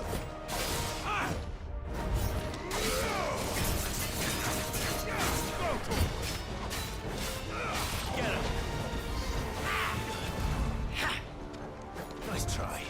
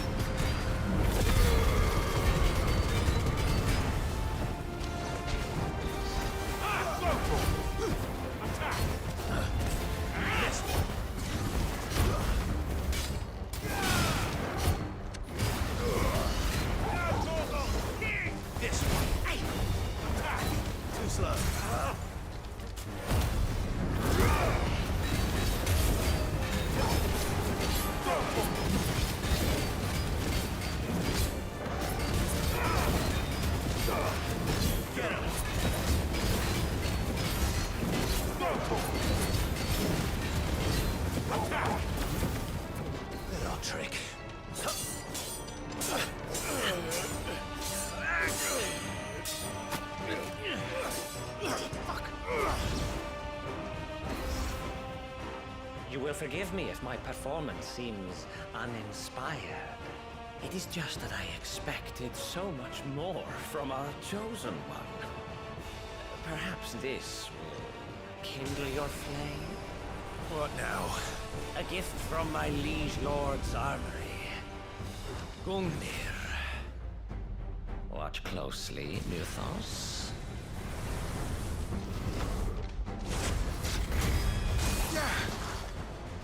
Yes! Yes!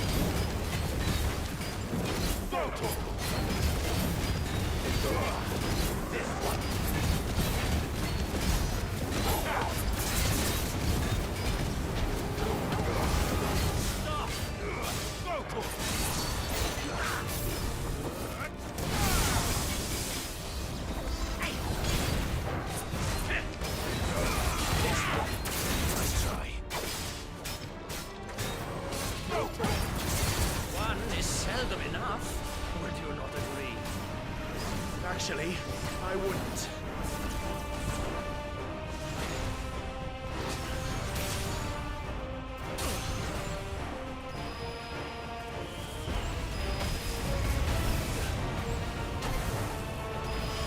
Well done.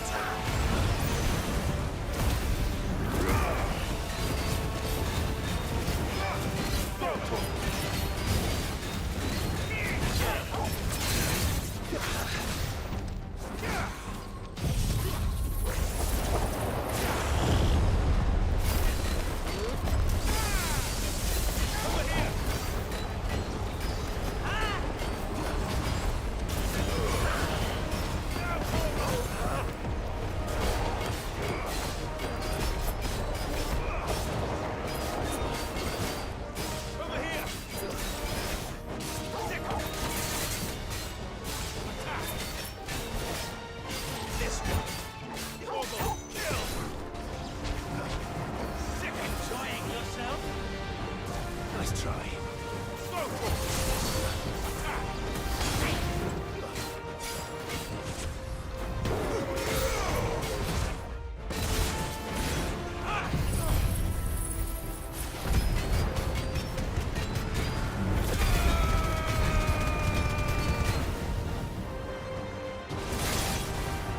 To me, boy.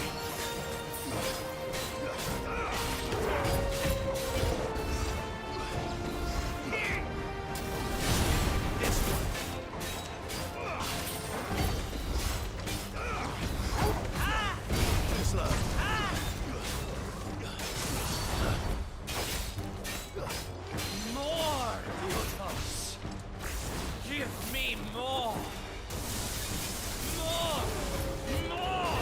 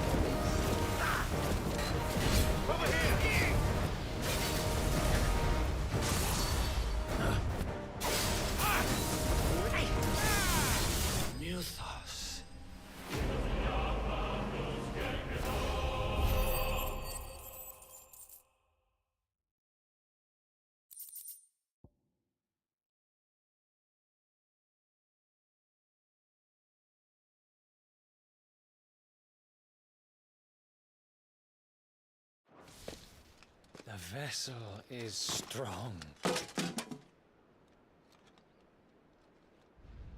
My liege.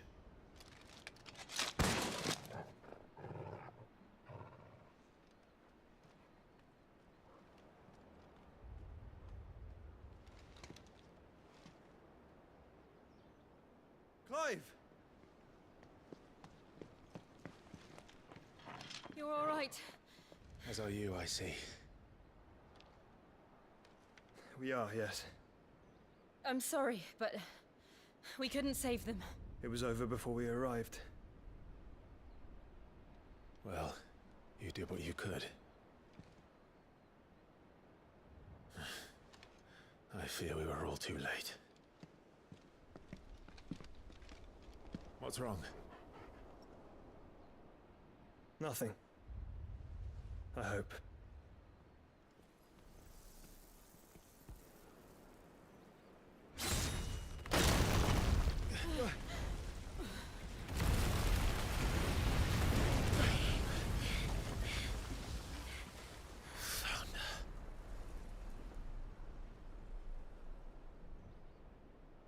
Leaving so soon, Mythos? It's the king. Indeed.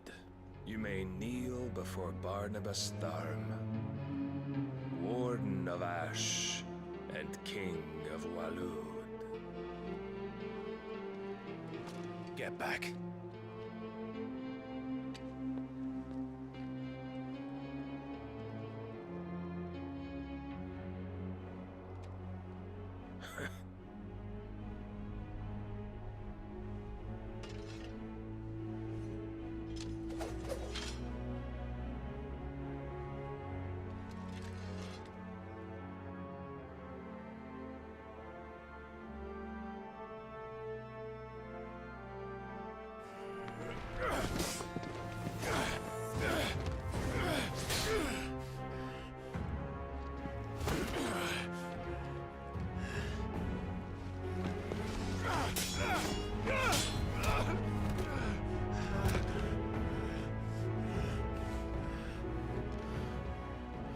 Wild and impetuous.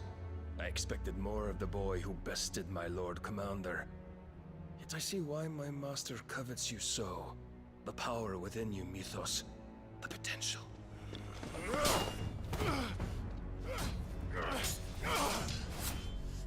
Stop calling me Mythos. But Mythos is everything. The cornerstone of all creation. The Lord's vessel. Your purpose. My purpose? To surrender my mind and body to that thing.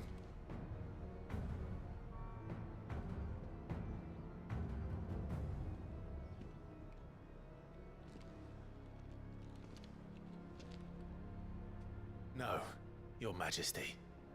My purpose is my own. I made a promise to my friends, to my people. And nothing is going to stand in my way. You would allow this delusion of free will to bar your path to greatness? Truly, your volition is a cancer. One that must be excised.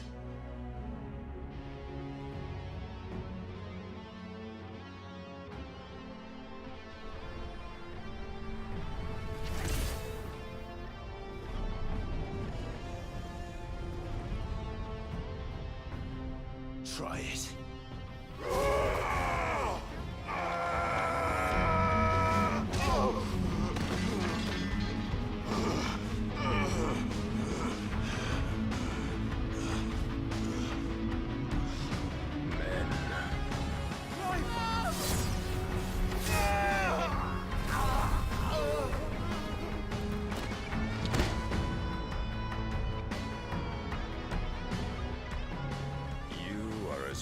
As all the rest. Joshua!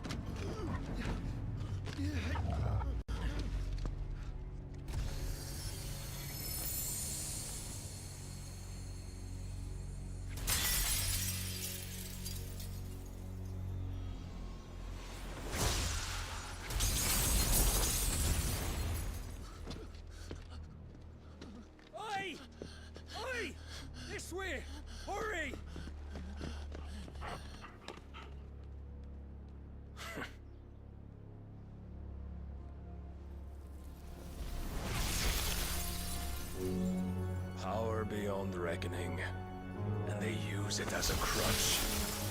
Such a waste.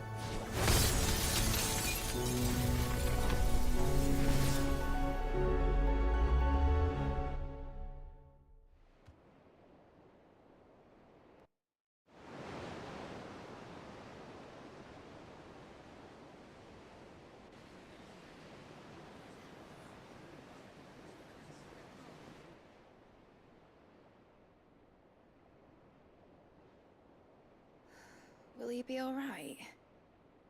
The phoenix can mend flesh, but the spirit must recover on its own. I'm afraid the rest is up to him. This place is remarkable. Outfitting it must have been no small feat. But why go to such trouble? That beauty's belly's filled with wonders the world ain't ready for. If the guilds caught wind of what we were up to, they'd all want a piece. All right? And how is he? Do not blame yourself. He was barely breathing when you brought him here. We would have lost him if it were not for you. No. Barnabas may have severed nigh every sinew in my brother's body. But he made certain the wounds were not fatal. Nigh every sinew? Allow me, your lordship. Don't know what I was thinking, putting you to the trouble like that. 'Tis no trouble carrying comestibles to my ailing nephew. I know, but you've already done so much for us. Pouring your gil into the hideaway and now the ship. I don't want to take the piss. You risked your life. And for what? Some girl you hardly know. Why'd you do it? You not mad or something? I wouldn't go that far. Clive! You're awake, my boy. Oh. All I want to do is help. And the world won't save itself. It was Sid. Your father, who taught me that. Sounds like him. Don't you dare do that again. What of the Royalists? Fucked off, the lot of them, along with the galleon. With the king on board, no doubt. The Iron Hair wouldn't sail without him. Clive. Jill didn't come back. What do you mean? She kept the king busy while the others dragged you out. It's all right, Mid. Jill is fine. The ether of her icon endures. And as long as it does, we can be certain she is alive.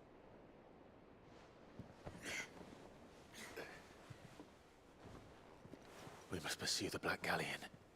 Jill will be with the king, I'm sure of it.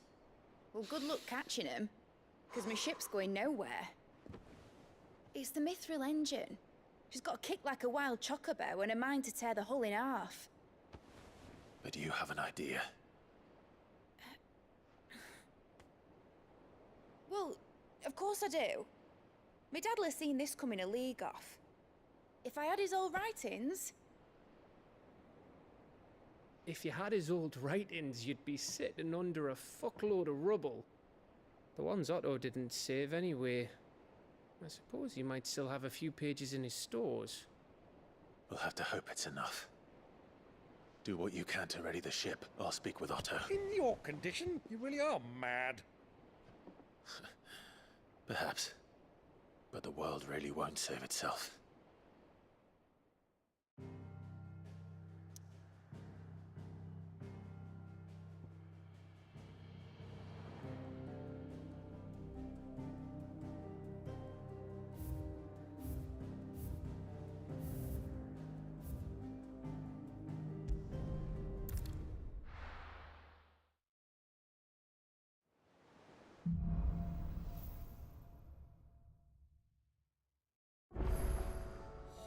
boys. Gav said that Otto might know some.